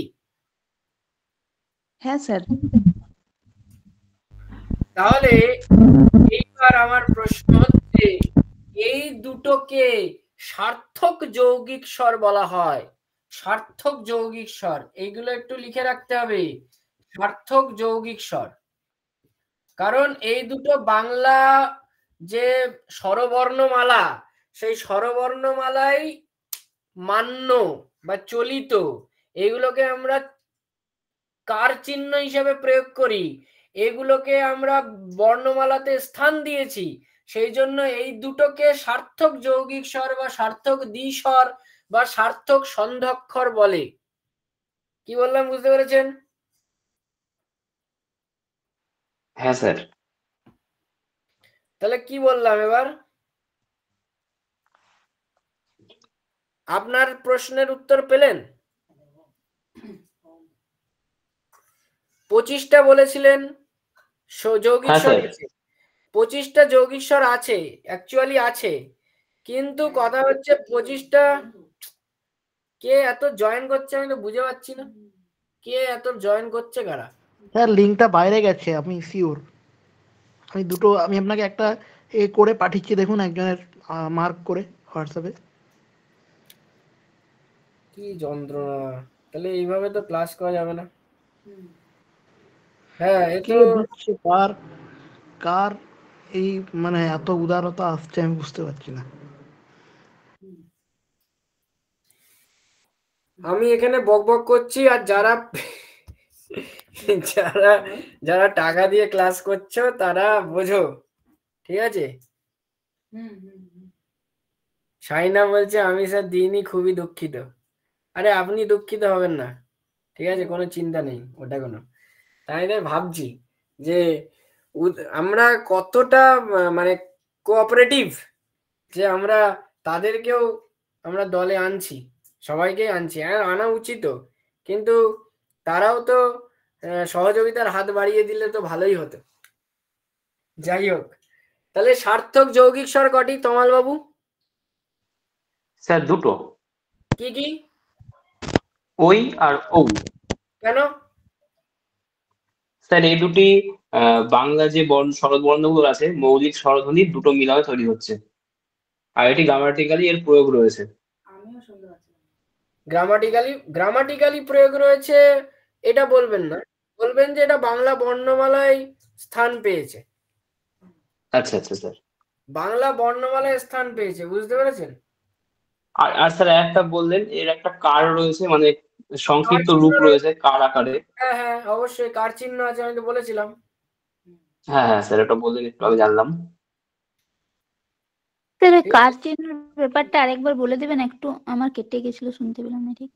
কার চিহ্ন দেখুন তো কোনগুলো কার চিহ্ন হয়। এই যে কার চিহ্ন, অয়ের কি কোনো কার চিহ্ন হয়? না না স্যার। স্যার। না স্যার। তাহলে যেহেতু অয়ের কোনো কার চিহ্ন হয় না, সেই জন্য অকে নিহিত স্বর বলা হয়। নিহিত, অয়ের যেহেতু কোনো কার চিহ্ন হয় না, সেই জন্য অকে কি স্বর বলা হয়? নিহিত নিহিত স্বর। স্বর। কেন বলা হয় নিহিত স্বর? কারণ অ সবসময় ব্যঞ্জন ধ্বনির সঙ্গে যুক্ত অবস্থায় বসে, সেই জন্য এটাকে বলা হয় নিহিত স্বর। বুঝতে পেরেছেন? হ্যাঁ স্যার। স্যার একটা স্যার অকে নিহিত কথার অর্থ কি ভেতরে থেকে যাওয়া স্যার এরকম একে বোঝায়? তো নিহিত মানে লুকিয়ে আছে, লুকিয়ে আছে। আচ্ছা আচ্ছা। অন্তর্নিহিত আমি থেকে যখন ক একে বলছি, নীলিন আমি যখন ক নীলিন বলছি বর্ণ তো তখন, স্যার বলে একে। হ্যাঁ বলছি স্যার অকে তো নীলিন বর্ণ বলা হয়। হ্যাঁ হ্যাঁ বলা হয়। স্যার কেন বলে এটা একটু বলে দিন না। এই যে বললাম যে অ যখন আমরা কোনো ধ্বনি উচ্চারণ করি, ব্যঞ্জন ধ্বনি, তখন সেই ব্যঞ্জন ধ্বনি উচ্চারণের মধ্যে আমরা অকে সরাসরি খুঁজে পাই না বা দেখতে পাই না, কিন্তু উচ্চারণের সময় আমরা বুঝতে পারি যে এর মধ্যে একটা অ আছে। সেই জন্য অ এখানে নিহিত অবস্থায় রয়েছে, প্রকট অবস্থায় নেই, প্রচ্ছন্ন অবস্থায় রয়েছে। সেই জন্য এটাকে বলা হচ্ছে নিহিত স্বরধ্বনি। কি বললাম বুঝতে পেরেছেন? ওই নীলিন বর্ণের কথাটা বলছি, অকে তো আবার নীলিন বর্ণ বলে, কেন নীলিন বলে? মানে কি? মানে যার অস্তিত্ব স্যার নেই। কোনো কিছুর মধ্যে মিলে যাওয়া এক কথায়, মিশে যাওয়া, কারোর তাই সঙ্গে তো মিশে স্যার? যাওয়া, মিলে যাওয়া। তাহলে এই যে নিহিত স্বর বললাম আর নীলিম স্বর বললাম, দুটোর মধ্যে কি কোনো পার্থক্য আপনি খুঁজে পেলেন? অর্থগত একই স্যার। একই মনে হচ্ছে। মনে হচ্ছে না একই। ঠিক আছে, ঠিক আছে। আচ্ছা স্যার, একটু আপনাকে থামাচ্ছি স্যার। বলছি আপনি পরবর্তী টপিকে যাওয়ার আগে তিনজনের পরিচয় একটু জেনে নেন যে তারা লিঙ্কটা কোত্থেকে পেয়েছে। আমি দেখলাম জয়েন করছে পাপাই দাস, অহনা রয় আর আমাদের অভিক বিশ্বাস। তিনজনের সঙ্গে একটু কথা বললে ভালো হতো। আছে তারা এখন দেখছেন আছেন? নাম বলার সঙ্গে সঙ্গে অহনা রয় লেফট। এটা করছে কে, এটা আগে আইডেন্টিফাই করতে হবে স্যার আপনাকে। অভিক বিশ্বাস বাবু আছেন? হ্যাঁ স্যার আছি। আপনি আমাকে একবার সেই ক্লাসে বলেছিলেন আমি জয়েন করতে চাই, কিন্তু তারপরে আর আপনি কোনো যোগাযোগ করেননি। তো আজকে হ্যাঁ স্যার, আমার করা হয়নি, ওই সৌম্যদীপ বাবুর সঙ্গে কথা বলা হয়নি। আর আমি তো জানি না যে এটা পেড গ্রুপের ক্লাস কি কি, ওই জন্য কিন্তু এটা কে দিয়েছে, লিঙ্কটা কে দিয়েছে? আপনি যদি একটু দয়া করে বলেন তাহলে ভালো হয়। স্যার শুনতে পাচ্ছেন? হ্যাঁ স্যার শুনতে পাচ্ছি। লিঙ্কটা দিয়েছে আমার একটা বন্ধু, লিঙ্কটা দিল, কিন্তু আমি তো জানতাম না যে এটা পেড গ্রুপের ক্লাস। এর আগেও তো ফ্রি ক্লাস হয়েছে, আমি ভেবেছি। আপনি জানতেন না, আপনার কোনো ভুল নেই, কিন্তু যে দিয়েছে তিনি তো জানেন। হ্যাঁ যেহেতু পেড গ্রুপের ক্লাস দিয়ে হয়তো ভুল করেছেন। তাহলে আচ্ছা ঠিক আছে স্যার, আমি তো ওই সৌম্যদীপ স্যারকে বলেছিলাম যে আমি আর আরেকজন কে বললে, দাঁড়ান 1 মিনিট দাঁড়ান। আর সৌম্যদীপ আরেকজন কে বললে? পাপাই দাস আছে কিনা লেফট হয়ে গেছে দেখুন। বাবাই দাস আছেন? এগুলো করার মতন সময় নেই আমার হাতে। আমি এরকম করে এখন প্রত্যেককে ধরে ধরে জিজ্ঞাসা করতে পারবো না, এটা হবে না এরকম করে ক্লাস করানোর সময়। আমার একটা মেন্টালিটি থাকে, আমার ক্লাসের প্রতি আমার একটা রয়েছে, দায়বদ্ধতা রয়েছে। না আমি স্যার লেফট নিয়ে চলেই। ঠিক আছে স্যার, আমি লেফট নিচ্ছি।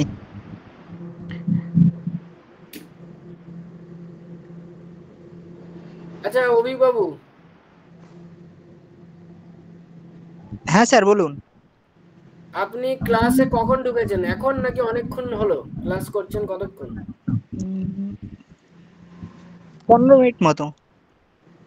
ঠিক আছে, আপনি যদি ক্লাসে থাকতে চান থাকতে পারেন, আর না হলে আপনি লেফট নিয়ে যদি কথা বলার ইচ্ছা থাকে পরে সৌম্যদীপের সাথে কথা বলতে পারেন। হ্যাঁ স্যার, আমি সৌম্যদীপ স্যারের সঙ্গে কথা বলে নেব।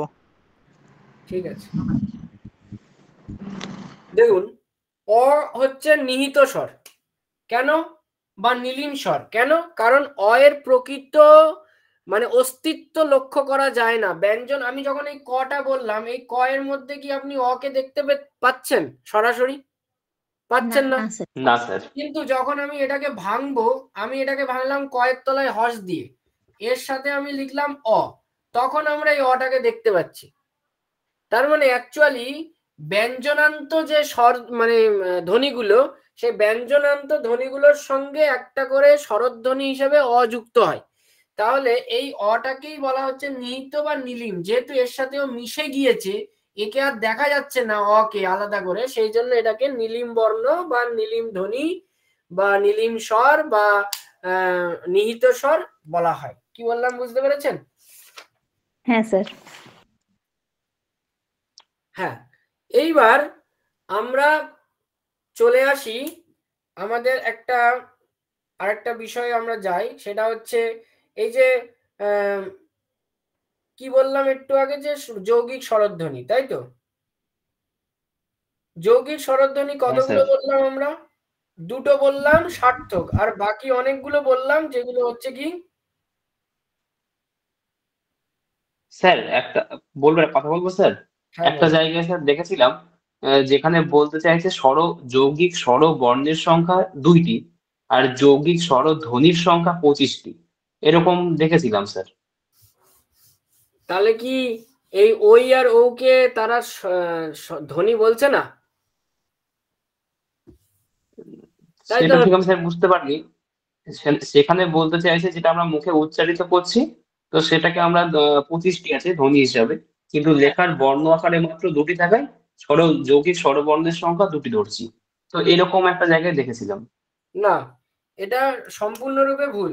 টোটাল যৌগিক স্বর আমি বলে দিচ্ছি, খাতায় লিখে নেবেন। যৌগিক স্বর হচ্ছে টোটাল 27টা, ঠিক আছে? এর মধ্যে 2টোকে বলা হয় সার্থক যৌগিক স্বর, আর 25টি হচ্ছে উচ্চারণের ক্ষেত্রে আমরা ব্যবহার করি, আলাদা করে কোনো চিহ্ন বা কার চিহ্ন আমরা ব্যবহার করি না। কি বললাম বুঝতে পারলেন? 2টো হচ্ছে সার্থক যৌগিক স্বর আর 25টা হচ্ছে যৌগিক স্বর, কিন্তু এর কোনো আলাদা মানে গঠন বা আলাদা কোনো বর্ণ বা আলাদা কোনো কার চিহ্ন নেই। যেমন আমি বললাম বই, ব হর্ষই, এইটাকে ভাঙলে আমরা পাই ব যোগ অ যোগ হ্রস্বই। এই অ যোগ হ্রস্বই আমরা যখন লিখছি, তখন এইটাকে কি আমরা ওই হিসাবে লিখছি? এরকম করে লিখছি, বয় ঐকার বই লিখি এরকম করে? না স্যার। না স্যার। তাহলে এর কোনো কার চিহ্ন নেই। তাহলে আমরা এটা যখন লিখলাম, তাহলে এটা যৌগিক স্বরধ্বনি, এটা বোঝানোর জন্য আমাদের একটা ব্যাকরণের একটা চিহ্ন আছে, একটা নিয়ম আছে। সেই নিয়মটা হচ্ছে এই তলায় এরকম করে একটা দাগ দিয়ে দিতে হয়, এরকম করে একটা বন্ডিং তৈরি করে দিতে হয়, এটাকে বলা হয় বন্ড। এই বন্ড মানে হচ্ছে দুটো স্বরধ্বনি যুক্ত হলো, দুটো পাশাপাশি স্বরধ্বনি যুক্ত হলো, এর কোনো আলাদা কার চিহ্ন নেই, এর বাংলায় কোনো আলাদা বর্ণ নেই, এর বর্ণমালাতে কোনো স্থান নেই। সেই জন্য এটাকে সার্থক যৌগিক স্বর না বলে এটাকে যৌগিক স্বর বলা হচ্ছে কেবলমাত্র। বুঝতে পেরেছেন? হ্যাঁ স্যার, বুঝতে পেরেছি। হ্যাঁ, আমার কথাটাই কেবলমাত্র মাথার মধ্যে ঢুকিয়ে রাখবেন, এদিক ওদিকে চিন্তা করলে ভুলে যাবে। টোটাল 27টা আছে। এই যে 25টার কথা বলেছেন, এই 25টার কথা বলেছেন ডক্টর সুনীতি কুমার চট্টোপাধ্যায় মহাশয়। তিনি বলেছিলেন যে বাংলাতে যৌগিক স্বরের সংখ্যা 25টি, 2টি বাদ দিয়ে বলেছিলেন। এই যে টোটাল 27টি রয়েছে, তার মধ্যে 2টি যৌগিক স্বর ওই আর ও, এই দুটো বাদ দিয়ে বাকি যে 25টা, সেই কথাটা সুনীতি কুমার চট্টোপাধ্যায় মহাশয় বলেছেন। তাহলে আমরা এখান থেকে জানতে পারলাম যে 25টা যৌগিক স্বরের কথা কে বলেছেন? কোন সুনীতি কুমার চট্টোপাধ্যায়। ডক্টর সুনীতি। হ্যাঁ, এইবার একটা জিনিস লক্ষ্য করুন সকলে, এই যে বই কথাটা আমি লিখলাম, এই বইয়ের মধ্যে কটা স্বরধ্বনি ছিল? 2টো ছিল। দুটোর মধ্যে প্রথমটা হচ্ছে অ আর পরেরটা হচ্ছে হ্রস্বই। মনে রাখবেন, যৌগিক স্বরে, যেটা সার্থক যৌগিক স্বর বলছি না কিন্তু, এমনি যৌগিক স্বর যেটা 25টা, সেই যৌগিক স্বরের যে প্রথম যে ধ্বনি আর প্লাস যে দ্বিতীয় স্বরধ্বনি আর কি, আমি দ্বিতীয় ধ্বনি বলে লিখলাম, এই দুটোকে উচ্চারণের জন্য প্রথম ধ্বনিটাকে বলা হয় পূর্ণ স্বরধ্বনি আর দ্বিতীয়টাকে বলা হয় অর্ধ স্বরধ্বনি। প্রথমটাকে বলা হয় পূর্ণ স্বরধ্বনি, দ্বিতীয়টাকে বলা হয় অর্ধ স্বরধ্বনি। যেমন আপনি যখন উচ্চারণ করছেন বই, আপনি বই হ্রস্বইটা হালকা একটু টান দিয়ে ছেড়ে দিচ্ছেন, আপনি কিন্তু টোটাল টেনে উচ্চারণ করছেন না, বই এরকম করে বলছেন না স্যার। আপনি এরকম করে বললেন যে বই, আমার বই লাগবে, আমি কি বলি আমার বই লাগবে? বলি না, বা আমরা কেউই বলি না। তার মানে যৌগিক স্বরের ক্ষেত্রে এখানে একটা মজাদার জিনিস আছে। মজাদার জিনিসটা হলো এই যে এর প্রথম ধ্বনিটা হবে পূর্ণ স্বর, মানে পরিপূর্ণ উচ্চারণ হবে, আর দ্বিতীয় ধ্বনিটা হবে অর্ধস্বর, অর্ধেক উচ্চারণ হয়ে থেমে যাবে। কি বললাম বুঝতে পারলেন? হ্যাঁ স্যার। এইবার প্রশ্ন হলো বাংলাতে অর্ধস্বরের সংখ্যা কটি? বাংলাতে অর্ধস্বরের সংখ্যা 4টি। বাংলাতে অর্ধস্বরের সংখ্যা 4টি। কি কি না হ্রস্ব ই, হ্রস্ব উ, এ আর ও, এই 4টেকে বলা হয় অর্ধস্বর। কারণ এইগুলো যদি কোনো ধ্বনি শেষে থাকে তাহলে পূর্ণ উচ্চারণ হয় না। যেমন আমি বললাম, মনে করুন এরকম দিয়েছি, সে ভাত খায়, ক্ষয়াকার অন্তস্থ। অ্যাকচুয়ালি আপনারা জানেন যে খায়টা হচ্ছে খায়। এই যে আমরা ধ্বনি পরিবর্তন করেছি বা শিখবো, আমরাও এখানেও শিখবো, ওখানে খাই মানে অন্তস্থটাকে এর মতন উচ্চারণ করি আমরা। তো আমরা কি বলি খায়, সে ভাত খায়, এরকম বলি না সে ভাত খায়? খাই বলি স্যার। খায়। অর্থাৎ এখানে এর উচ্চারণ টোটালটা হচ্ছে না, যায়, খায়, এরকম, পড়ায়, এরকম, এইগুলোতে এর উচ্চারণ টোটালটা আসছে না, অর্ধেক আসছে। সুতরাং এইগুলো হচ্ছে অর্ধস্বর। তাহলে বাংলায় যদি অর্ধস্বর জিজ্ঞাসা করে কতগুলো? 4টে উত্তর দেবেন। মাথায় ঢুকলো কথা? হ্যাঁ স্যার। অন্তস্থ অকে এ কেন উঠতে বলেছে স্যার? হ্যাঁ ওইটা স্যার বুঝলাম। উচ্চারণের জন্য, এটা ধ্বনি পরিবর্তনের জন্য হয়। আমরা খাই, খাই অন্তস্থ, বাংলাতে অন্তস্থর কিন্তু কোনো কনসেপ্ট নেই। আছে একমাত্র বাংলাতে কনসেপ্ট থাকলেও, এই যে আমাদের বর্ণমালা, এটা সংস্কৃত থেকে এসেছে।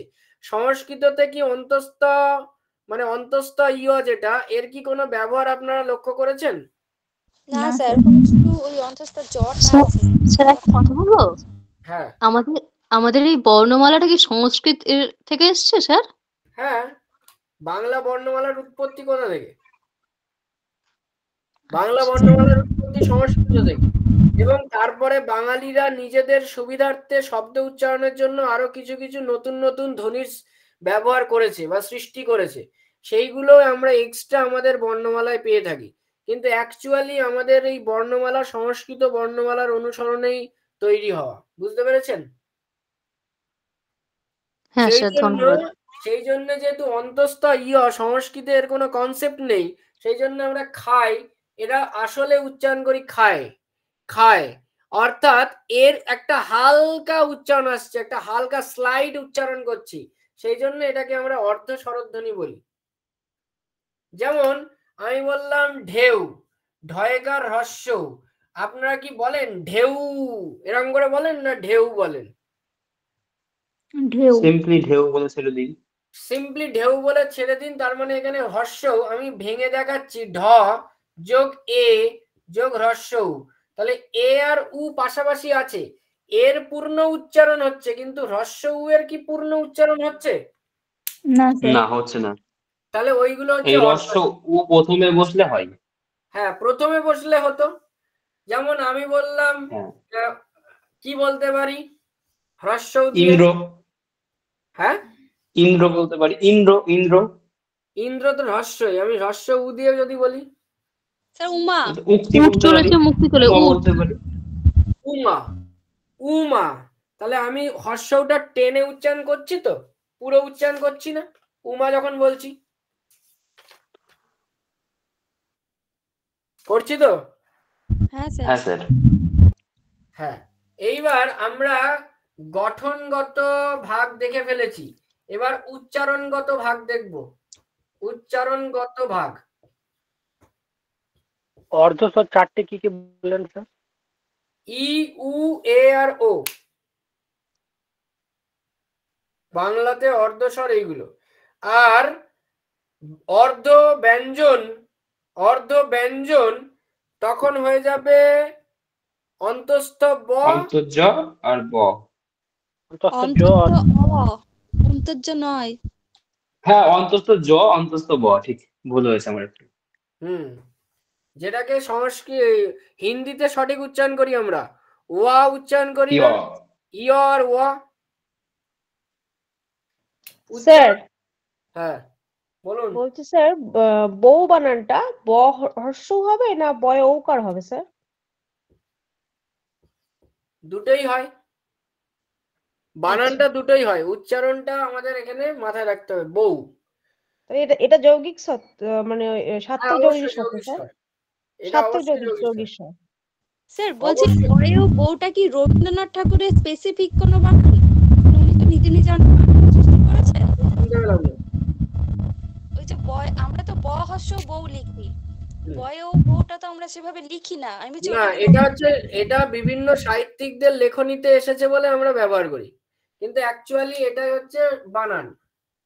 ঠিক আছে, এটা হচ্ছে প্রমিত বাংলা বানান, প্রমিত, এই বানানটাই সঠিক।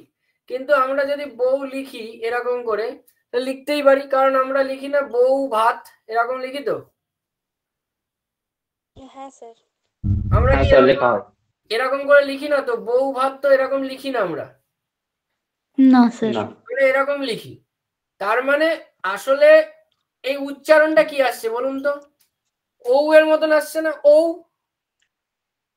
হ্যাঁ স্যার, সেই জন্য এখানে ঔ দেওয়া হয়েছে, ব যোগ ঔ করা হয়েছে এখানে, ঔ। কিন্তু অ্যাকচুয়ালি ব যোগ ঔ, এই ঔটাকে ভাঙলে যেটা হয় সেটা আবার আমরা এখানে লিখেছি। তো এর মধ্যে একটা ডিফারেন্স আছে, ডিফারেন্স হচ্ছে এটার কার চিহ্ন আছে, আর যখন আমি ব হর্ষ লিখবো এর কোনো কার চিহ্ন নেই। যদি এসো, এর কোনো কার চিহ্ন নেই, থাকবে। আমি যখন এই ব যোগ হ্রস্ব লিখবো, ব যোগ অ যোগ হ্রস্ব উ, তখন এই যে আমি এটা লিখলাম, এইবার কি এই যে হ্রস্বটা এটার কি পূর্ণ উচ্চারণ হবে? না, অর্ধস্বর। কিন্তু যখন আমরা বউ লিখবো, বউ এইভাবে, তখন এর কিন্তু একটা উচ্চারণের পূর্ণতা আসছে না? হ্যাঁ স্যার, আসছে, এবং কার চিহ্ন থাকছে। হ্যাঁ, কার চিহ্ন থাকছে। তাহলে আপনাদের যদি সমস্যা হয় বুঝতে আরেকবার জিজ্ঞেস করুন, নাহলে আমরা এবার পরেরটা যাব।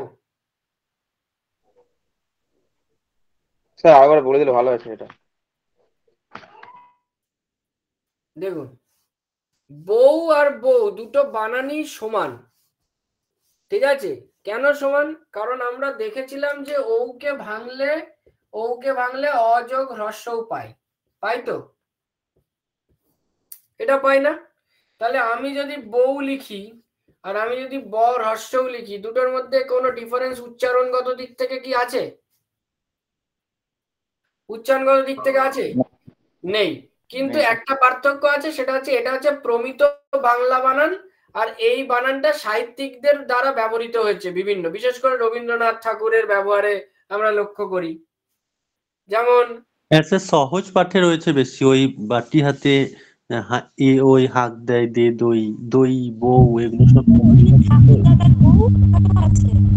হ্যাঁ হ্যাঁ, প্রিয়াঙ্কা ম্যাডাম শুনতে পাচ্ছি না। আমি বললাম ওই যে ঠাকুর দাদার বউ, আতা গাছে তোতা পাখি। হ্যাঁ আছে। তার কারণটা কি? কারণটা এই জন্যই, দেখুন, যখন এই যে ওনারা যখন এই সাহিত্যগুলো রচনা করেছিলেন, তখন এই যে ঔ এর ব্যবহারটাই তো আমরা করি। আমরা বর্ণমালাতে ঔ শিখেছি, আমরা তো এইভাবে শিখেছি এইভাবে শিখেছি, বলুন আপনারা। আমরা কিন্তু এইভাবে আমরা বউ মানে ঔটাকে এইভাবে ভেঙে আমরা কিন্তু কখনো শিখিনি, শিখেছি কি ছোটবেলা থেকে? না স্যার। এবার একটা বাচ্চা ছেলে বা মেয়েকে, একটা শিক্ষার্থীকে আপনি যখন ঔ বলবেন, তখন ওরা তো বাংলা বর্ণমালা পড়েছে, বিদ্যাসাগরের বর্ণ পরিচয় পড়েছে, সহজ পাঠ পড়ছে, তারা তো জানে যে ঔ কি জিনিস, আর ঔ এর কার চিহ্ন কি তাও জানে। কিন্তু অযোগ হ্রস্ব যোগে ঔ হয়, এটা কি ওরা জানে? না স্যার, কারণ ওটা তো আমরা তখনও তাকে জানাইনি, বা তাদের জানার কথাও নেই। তাহলে তারা কি বলবে, তাদের যদি আমি এই বউ বানানটা এইভাবে লিখে দেখাই, তাহলে তাদের উচ্চারণ অনুযায়ী যে বানানটা তারা শিখেছিল, বর্ণটা শিখেছিল, আর উচ্চারণও এখানে দেখছে বউ, আবার এটাও তো ও, তাহলে এখানে ওটা কোথা থেকে আসলো, উচ্চারণটা কেন হলো, তখন তাদের ভেঙে দেখাতে আমাদের প্রবলেম হবে, তো বোঝাতে হবে প্রবলেম, হ্যাঁ কি না? এটার সাথে তারা পরিচিত নয়, কিন্তু এই ও এর সাথে তারা পরিচিত। সেই জন্যই সাহিত্যিকরা তাদের জন্য, তাদের লেখন উপযোগী করে লিখবার জন্যই এই ও এর ব্যবহারটা বেশি করেছেন, এই ও এর ব্যবহারটা করেননি। কিন্তু অ্যাকচুয়ালি দুটোর মানে তো সেমই, দুটোর উচ্চারণও সেম, দুটোর মধ্যে কোনো ডিফারেন্স আছে? কোনো ডিফারেন্স নেই। বুঝতে পেরেছেন? হ্যাঁ স্যার, বুঝতে পেরেছি। হ্যাঁ, এবার উচ্চারণগত ভাগ, উচ্চারণগত তিনটে ভাগ আছে, একটা হচ্ছে হ্রস্ব স্বরধ্বনি, একটা দীর্ঘ স্বরধ্বনি, একটা প্লুত স্বরধ্বনি। হ্রস্ব স্বরধ্বনি উচ্চারণ কম সময় লাগে, 1 সেকেন্ডের মতন সময় লাগে উচ্চারণ করতে। দীর্ঘ স্বরধ্বনি তার থেকে দ্বিগুণ সময় লাগে বা তারও বেশি সময় লাগে। আর প্লুত স্বরধ্বনি মিনিমাম 5 সেকেন্ড সময় লাগে।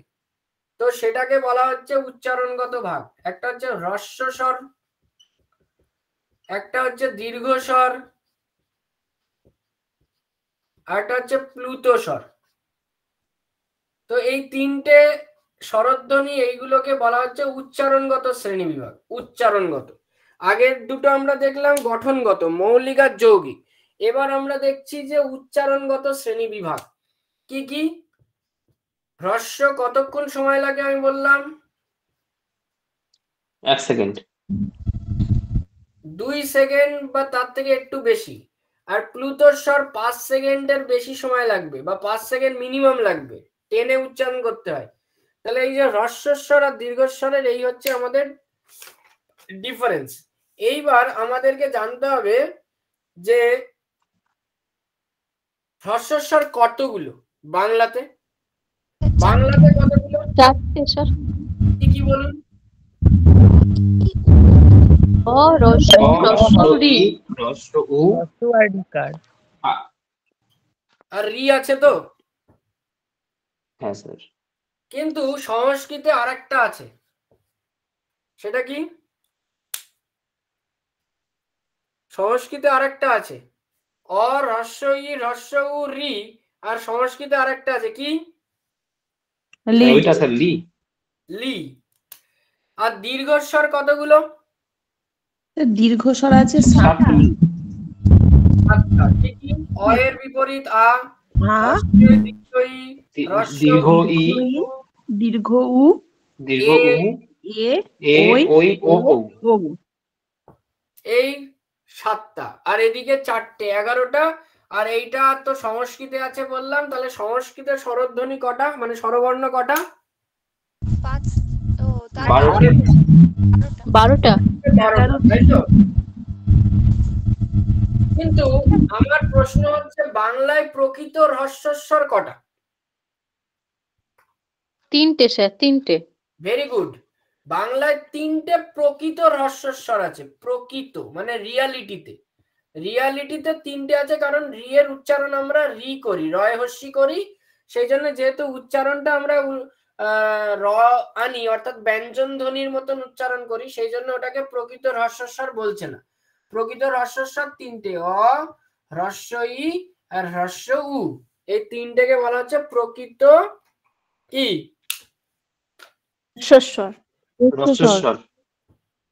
হ্রস্বস্বর। আর দীর্ঘস্বর তো জানো যে যেটা উচ্চারণে হ্রস্বস্বরের দ্বিগুণ সময় লাগে বা তার থেকে বেশি সময় লাগে তাকে দীর্ঘ স্বরধ্বনি বলে, তাই তো? হ্যাঁ স্যার। এইবার প্লুত স্বরধ্বনিটা আমরা একটুখানি জেনে নিই। প্লুত স্বরধ্বনিকে প্রলম্বিত স্বরধ্বনিও বলা হয়। প্রলম্বিত অর্থাৎ ইংরেজিতে বলে ইন্টোনেটেড ভাওয়েল, ইংরেজিতে এটাকে বলে ইন্টোনেটেড, মানে টেনে উচ্চারণ করছি আমরা। কাউকে দূর থেকে ডাকার সময়, চিৎকার করবার সময়, গান করবার সময়, ক্রন্দন করবার সময়, ইত্যাদি ক্ষেত্রে আমরা যখন হ্রস্বস্বর বা দীর্ঘস্বর গুলিকে দীর্ঘ সময় ধরে টেনে উচ্চারণ করি, প্রলম্বিত করি, তাকে বলা হয় প্লুতস্বর। তাকে কি বলা হয়? প্লুতস্বর। প্লুতস্বর। প্লুতস্বর। তাহলে প্লুতস্বর মনে রাখবেন, একটা ছোট্ট টোটকা, 3 বার লিখতেই হবে। যেমন আমি বললাম সৌম্যদ্বীপ বলে তো থেমে যেতে হবে, ডাকা যাবে না। তো মনে করুন আমি বললাম মিতা বললাম, আমি মিতা বলে ডাকলাম, মিতা। এখানে আ রয়েছে, এই আ কে আমরা 3 বার লিখবো, মিনিমাম 3 বার, তবে সেটাকে প্লুত স্বরবর্ণ বলা হয়। 3 বার লিখতে হবে, এটা মিনিমাম 3 বার লিখতে হবে। এটা একটু মাথায় রাখবেন, 2 বার লিখলে চলবে না, 3 বার লিখতে হবে। স্যার একটা কথা বলবো?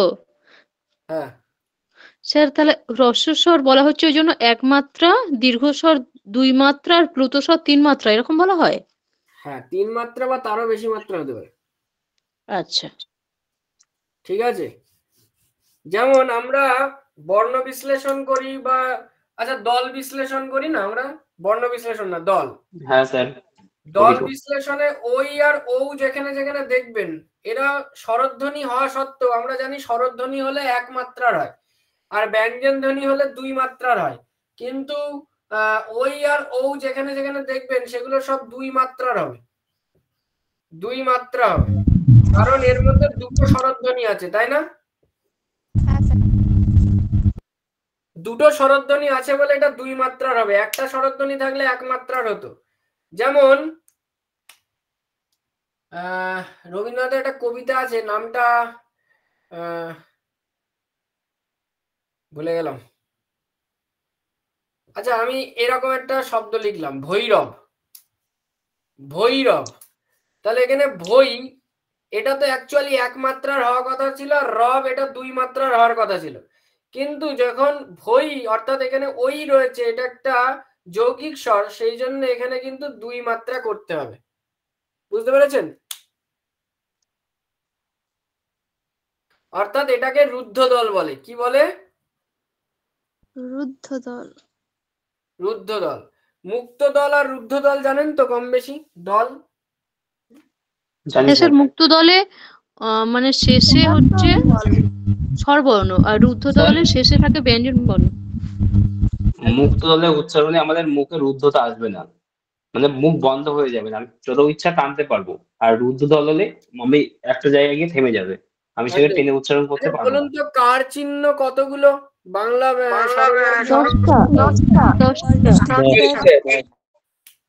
10টি। বলুন কি? অকার ধরুন 11টা। দীর্ঘই রস্যু দীর্ঘ রি এ ওই ও ও।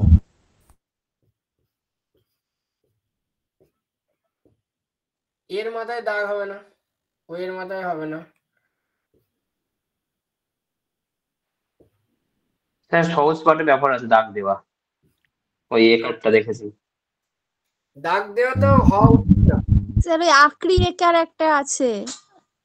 হ্যাঁ স্যার, ওই সহজ পাঠেই মাত্র ব্যবহার দেখতে পাই, অন্য কোথাও এখন আর দেখতে পাওয়া যায় না। আকারে একারটা তো জফলা আকারের সংক্ষিপ্ত রূপ। হ্যাঁ, দেখি মেলা। একদম একদম ঠিক। ওই একটা যেটা হয় সেইটা একার। হ্যাঁ হ্যাঁ একারের ওইটা। এ আছে আলাদা, এ তো ওটা তো বর্ণ, ওটা সরি ওটা ধ্বনি, ওটা বর্ণ না। স্যার ওই আকরি একারটা একবার বলে দিন না স্যার। মনে করুন এটা আমরা কি লিখলাম এখানে? খেলা। খেলা বললাম। লিখেছি একার, কিন্তু উচ্চারণ করছি কি? খেলা। হ্যাঁ এই যে এরকম লিখছি না, এই যে হ্যাঁ এইটাকে বলা হচ্ছে কি এর বিকৃত উচ্চারণ। হচ্ছে এর বিকৃত উচ্চারণ, এটা হচ্ছে এর বিকৃত উচ্চারণ। আসলে বলে কিছু হয় না, কিন্তু উচ্চারণ করি তো সেই জন্য এর বিকৃত উচ্চারণ হচ্ছে কেবলমাত্র এর জায়গাতেই বসে। কি বললাম বুঝতে পারলেন তো? হ্যাঁ, এবার বুঝতে পেরেছি স্যার। হ্যাঁ, এইবার একটা জিনিস আপনাদের ইম্পর্টেন্ট একটা ছক করে দেবো, সেই ছকটা একটুখানি দেখবেন যে স্বরধ্বনির উচ্চারণ স্থান। যদিও স্বরধ্বনির মধ্যে জিহ্বা কোথাও আটকায় না, জিহ্বা কোথাও বাধাপ্রাপ্ত করে না কোনো ধ্বনিকে, কিন্তু তবুও তাদের একটা উচ্চারণ স্থান আছে। সেই উচ্চারণ স্থানগুলো আমরা একটু দেখে নিই, আর তারপরে একটু সানুনাসিক স্বরধ্বনিটা জানবো, জানলে আমার স্বরধ্বনি পুরো কমপ্লিট, পুরো স্বরধ্বনি শেষ। তাহলে আমরা জানবো যে স্বরধ্বনির উচ্চারণ স্থান, এটা একটু জানবো। স্বরধ্বনির উচ্চারণ স্থান কোনটা? স্বরধ্বনির কি উচ্চারণ স্থান? দেখুন, আমি এখানে লিখলাম স্বরধ্বনি, আর এখানে লিখলাম উচ্চারণ স্থান, আর উচ্চারণ স্থান অনুযায়ী ওদের কি নাম সেটাও লিখলাম, উচ্চারণ স্থান অনুযায়ী নাম।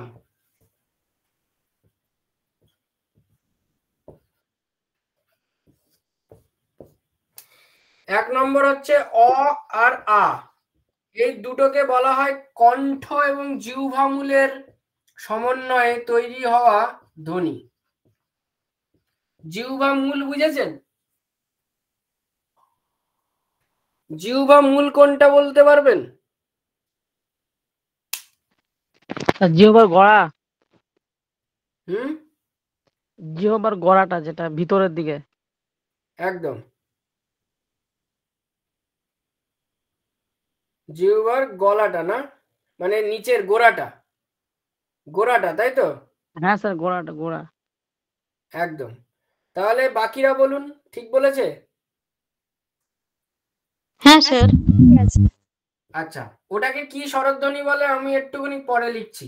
তারপরে দেখুন হ্রস্বই আর দীর্ঘই লিখলাম, এগুলো হচ্ছে স্বরধ্বনি, কিন্তু দীর্ঘই না লিখলেও চলতো, আমি লিখলাম। এটা হচ্ছে তালু প্লাস জিহ্বা মধ্য,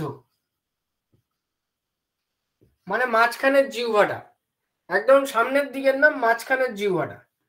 3 নম্বর হচ্ছে রি, রি, রি হচ্ছে মূর্ধা প্লাস জিহ্বার অগ্রভাগ, মানে জিহ্বাগ্র। তারপর হচ্ছে হ্রস্ব উ আর দীর্ঘ উ, এটা হচ্ছে ওষ্ঠ প্লাস অধর, অধর। তারপর হচ্ছে ওই, সরি, এ আর ওই, এ আর ওই, এটা হচ্ছে কণ্ঠ প্লাস তালু।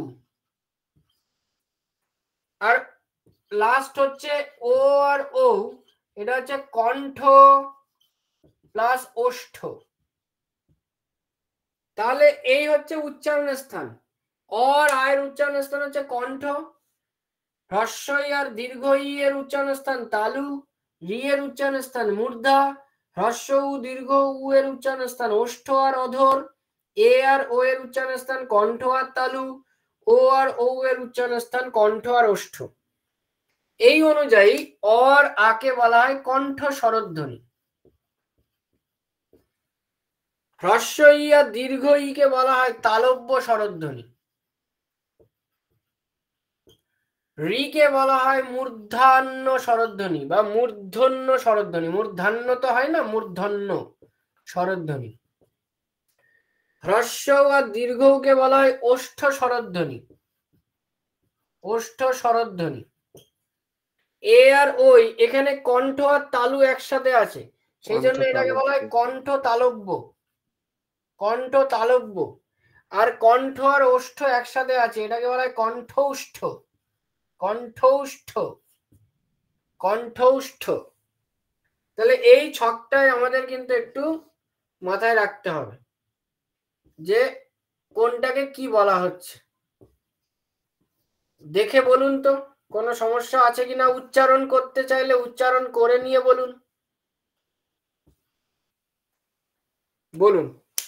একদম লাস্টেরটা কি বললেন? ও আর ও, এটা হচ্ছে কণ্ঠ এবং ওষ্ঠ, এই দুটোর মিলিত, এদেরকে বলা হয় কণ্ঠ ওষ্ঠ। আচ্ছা, বুঝতে পেরেছেন? স্যার ইয়াটাও তো কণ্ঠবর্ণ হবে। কোথা থেকে আসছে? উচ্চারণ করুন, কণ্ঠতে লাগছে এবং কোথায় লাগছে না জিহ্বা মূল লাগছে, এইটা হবে। আর যেরকম এও তো সেরকমই, বুঝতে পেরেছেন?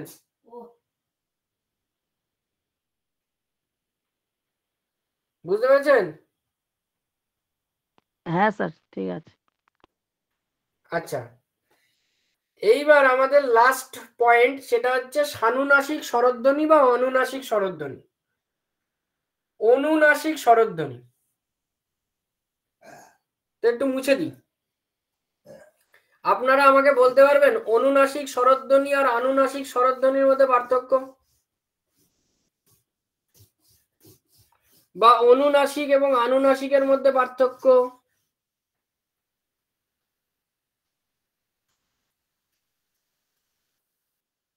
অনুনাসিক আর আনুনাসিকের মধ্যে পার্থক্য বলতে পারবেন?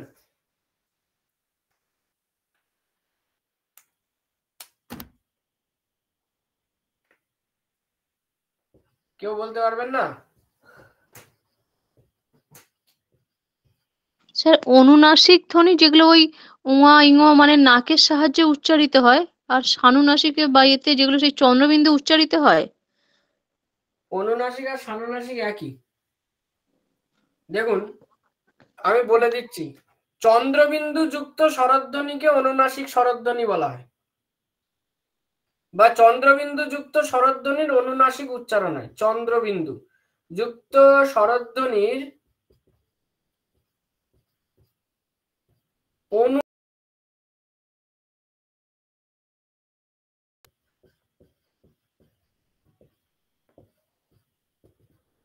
যেমন আমি বললাম ইঁদুর,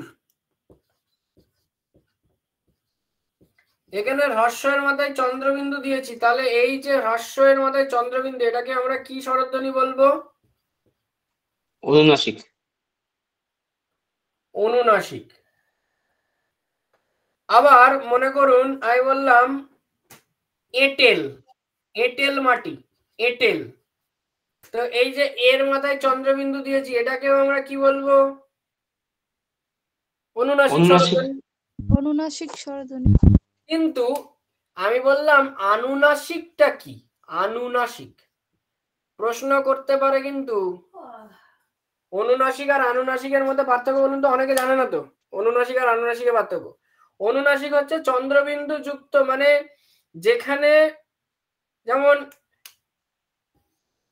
আমরা জানি যে নাসিক্য ব্যঞ্জন, যেগুলো নাসিক্য ব্যঞ্জন, যেমন উ, তারপরে দন্ত ন, তারপরে ম, এইগুলো তো হচ্ছে নাসিক্য ব্যঞ্জন, হ্যাঁ কি না? হ্যাঁ স্যার, হ্যাঁ স্যার। এই নাসিক্য ব্যঞ্জন গুলো লোপ পেলে তার বদলে একটা চন্দ্রবিন্দু আসে, আমরা পড়েছিলাম বা জানি এটা কম বেশি, যে এইগুলো লোপ পেলে তার বদলে একটা চন্দ্রবিন্দু আসে। তো এর বদলে চন্দ্রবিন্দু আসছে, সেটা স্বাভাবিক ঘটনা।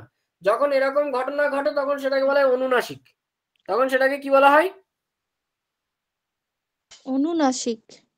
হ্যাঁ, আর আনুনাসিক হচ্ছে যখন জোর করে আমি চন্দ্রবিন্দু ব্যবহার করছি, দরকার নেই সেখানে উচ্চারণের চন্দ্রবিন্দু আসার কথাই না, কিন্তু আমি জোর করে নাকি সুরে কথা বলছি, জোর করে, সেটাকে বলা হয় আনুনাসিক। মানে যেটাকে উচ্চারণ করার দরকারই নেই নাসিকার সাহায্যে, যেটাকে চন্দ্রবিন্দু যোগে উচ্চারণ করার প্রয়োজনই নেই, সেই ধ্বনিকে যদি আমরা চন্দ্রবিন্দু যোগে উচ্চারণ করি তখন তাকে বলা হয় আনুনাসিক। কি বললাম, বোঝা গেল? যেমন আখকে অনেকে আখ বলে, সেটা হবে? হ্যাঁ বলো। আমি যেমন আখকে অনেকে আখ বলে। হ্যাঁ, মানে ওই চন্দ্রবিন্দু আছে তো আঁখে।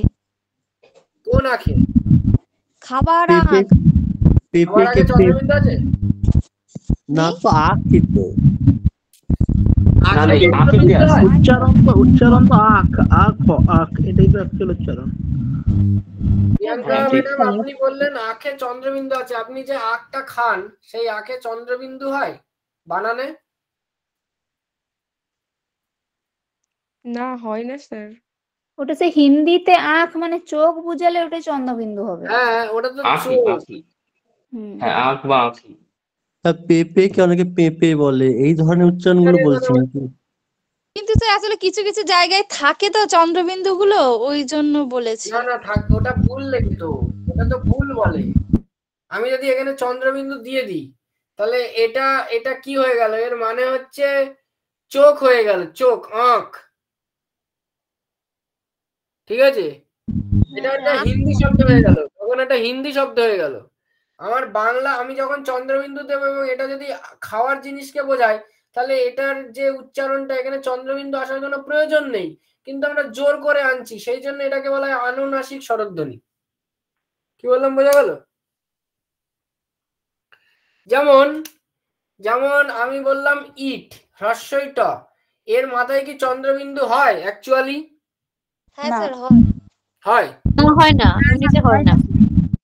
কিন্তু জোর করে বলা হয় ইট, ওই জন্য চন্দ্রবিন্দু জোর করে বলছি তো, তাহলে জোর করে যখন বলছি তখন সেটাকে বলা হচ্ছে আনুনাসিক। দরকার নেই, প্রয়োজন নেই, জোর করে চাপিয়ে দেওয়া হলো, সেটাকে বলা হয় আনুনাসিক। আমি বললাম পুস্তক থেকে এসেছে পুঁথি, ভালো করে বুঝবেন, পুস্তক থেকে এসেছে পুঁথি, এই পুঁথির মাথায় চন্দ্রবিন্দু দিয়ে দিয়েছি, তাহলে এটা কি হবে অনুনাসিক? না স্যার, এটা শতনাসিক কি ভবন। শতনাসিক কি ভবন আমি বলছি না ম্যাডাম, আমি ওটা ধ্বনি পরিবর্তনে চলে যাচ্ছেন আপনি। আমি বলছি আনুনাসিক স্বরধ্বনি কি না এটা? না স্যার, হ্যাঁ এটা আনুনাসিক হয়ে গেল। আনুনাসিক হবে, ঠিক ঠিক। অনুনাসিক হবে না আনুনাসিক হবে? আনুনাসিক হবে। হ্যাঁ, তাহলে এই যে ডিফারেন্সটা, এটা বুঝতে হবে যে আনুনাসিক আর অনুনাসিক পরীক্ষায় প্রশ্ন ধরতে পারে। ইন্টারভিউতে কে কি ধরবে আমি জানি না, আপনারাও জানেন না, কেউই জানে না, কিন্তু হঠাৎ করে যদি জিজ্ঞাসা করে যে অনুনাসিক স্বরধ্বনি আর আনুনাসিক স্বরধ্বনির মধ্যে পার্থক্য কি, বলতে পারবেন তো এবার? স্যার একটা হ্যাঁ কথা, স্যার, ওই জায়গাটা আপনি বললেন না যে নাসিক্য ধ্বনির লোপ পেলে তখন ওই যে অনুনাসিকের ওই জায়গাটা বলছেন, ওটা আরেকবার বলবেন প্লিজ। যেমন আমি বললাম চন্দ্র, চন্দ্রতে একটা নাসিক্য ব্যঞ্জন রয়েছে দন্তন্য, আছে কি নেই? হ্যাঁ স্যার আছে। এইটা লোপ পেয়ে আমরা কি বলি? চাঁদ। যখন দন্তন্য লোপ পেয়ে চন্দ্রবিন্দু আসে তখন তাকে বলা হয় নাসিক কি ভবন। আমি ধ্বনি পরিবর্তন পড়াবো আপনাদের, সেই ধ্বনি পরিবর্তন যখন করাবো তখন এইগুলো দেখবেন। নাসিক কি ভবন, যখন নাসিক্য ব্যঞ্জন লোপ পেয়ে তার বদলে চন্দ্রবিন্দু চলে আসে, তার ক্ষতিটাকে পূরণ করবার জন্য, ক্ষতি পূরণ করবার জন্য আসে, তখন তাকে বলা হয় নাসিক কি ভবন। তাকে কি বলা হয়? নাসিক কি ভবন। নাসিক কি ভবন। স্যার একটা কথা বলি স্যার, এই আনুনাসিকে পুস্তক থেকে পুঁথি হলো, তো এক্ষেত্রেও এটা আনুনাসিক হবে? অর্পিতা ম্যাডাম, আসলে ওটা আনুনাসিক স্বরধ্বনি, কিন্তু ধ্বনি পরিবর্তনের ওটাকে বলা হয় শতনাসিক কি ভবন। কি বললাম বুঝতে পেরেছেন?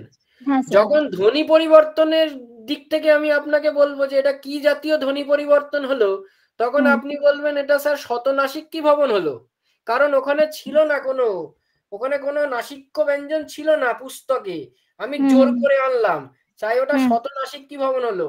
কিন্তু আমি যদি বলি এটা কোন জাতীয় ধ্বনি, তখন আপনাকে বলতে হবে আনুনাসিক ধ্বনি।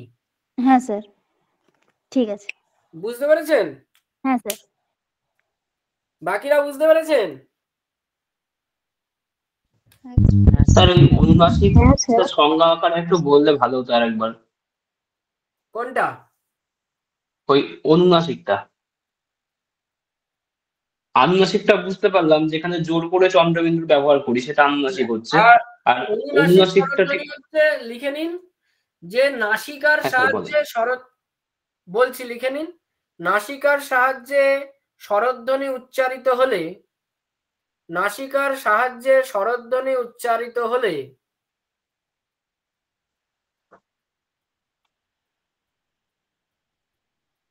তাকে অনুনাসিক বা সানুনাসিক, অনুনাসিকও যা সানুনাসিকও তাই, কিন্তু আনুনাসিক আলাদা। সানুনাসিকের দন্তস্ব না তালব্যস্য হবে? কোনটা? সানুনাসিক বানানটা স্যার দন্তস্ব না তালব্যস্য? দন্তস্বয় আকার দন্তন্বয় হস্য, সানুনাসিক। স্যার ওইটা বলুন, নাসিকার সাহায্যে স্বরধ্বনি উচ্চারিত হলে তাকে অনুনাসিক বা সানুনাসিক স্বরধ্বনি বলে। বুঝতে পারছেন?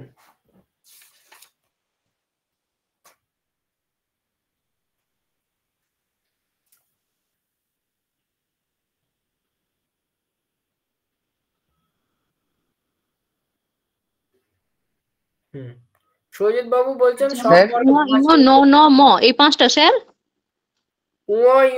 মূর্ধন্য দন্তন্য মানে দন্তন্য মূর্ধন্য ম, এই পাঁচটা হচ্ছে ব্যঞ্জন বর্ণ। কিন্তু যদি বলে যে নাসিক্য ধ্বনি কয়টি তখন হবে 3টি। যদি বলে নাসিক্য ধ্বনি কয়টি তখন হবে 3টি। ঠিক আছে, কি কি হবে সেগুলো হবে উঙ হবে, দন্ত ন হবে আর ম হবে। ইঙ আর মূর্ধন্য ন এই দুটোকে ধ্বনি বলা হয় না বাংলাতে, এগুলো বর্ণের মধ্যে পড়ে, এগুলোকে ধ্বনি বলে না। কি কি আরেকবার বলুন, কি বললেন? 3টে। যদি বলে যে নাসিক্য ব্যঞ্জন বর্ণ কটি তাহলে হবে 5টি। কি কি না উঙ, ইঙ, মূর্ধন্য ন, দন্ত ন আর ম।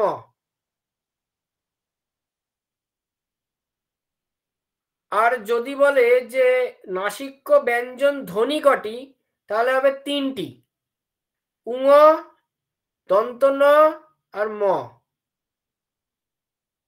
স্যার বুঝেছি, এইটা উঙ আর ইঙ উচ্চারণের সময় একটাই হয়, আর দন্তন্য আর ওই মূর্ধন্য একটা হয় উচ্চারণে।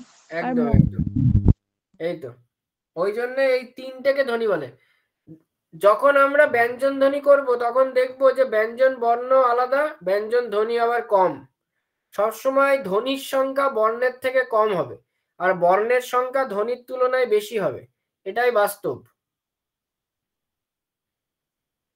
তাহলে স্যার এই ধারণাটা আগে জানতাম না, আগে ভুল ভাবতাম, আগে ভাবতাম যে ধ্বনি বেশি আর বর্ণ কম, এটা আগে ভাবতাম। কোনোদিনই হয় না। আপনি নিজে দেখুন না, আপনি করলেন কি মৌলিক স্বরধ্বনি কটা করলেন? আপনি 7টা করলেন, তাই 7টা। তো? হ্যাঁ, আর বর্ণ করলাম 11টা। বর্ণ করলেন তখন কটা করলেন? 11টা করলেন, হ্যাঁ তাই তো? হ্যাঁ স্যার।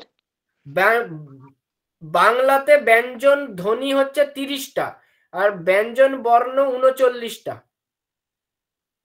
আর বাংলায় ব্যঞ্জন বর্ণ আর স্বরবর্ণ মিলিয়ে টোটাল হচ্ছে 50টা বর্ণ। 50টা বর্ণমালাতে আছে বর্ণ। বুঝতে পেরেছেন? স্যার বাংলায় ব্যঞ্জন ধ্বনি কটা বললেন? 30টা? 30। এবং সেটা আমি ছক করে একদম জলের মতন করে দেবো পরের দিন ক্লাসে। আজকে হয়তো আর হবে না, পরের ক্লাসে করে দেবো। তাহলে আজকে স্বরধ্বনি এবং স্বনিম, ন্যূনতম শব্দজোড়, মুক্ত বৈচিত্র্য সম্পর্কে আপনারা যা যা শিখলেন তাই কি এবার মনে রাখা যাবে? হ্যাঁ স্যার, খুব ভালো বুঝলাম। স্যার এত খুব ভালো সুন্দর করে বুঝেছি আগে স্যার। কখনো বুঝিনি। এরকম ক্লাস হলে মানে প্রতিদিনই করতে ইচ্ছা হয়।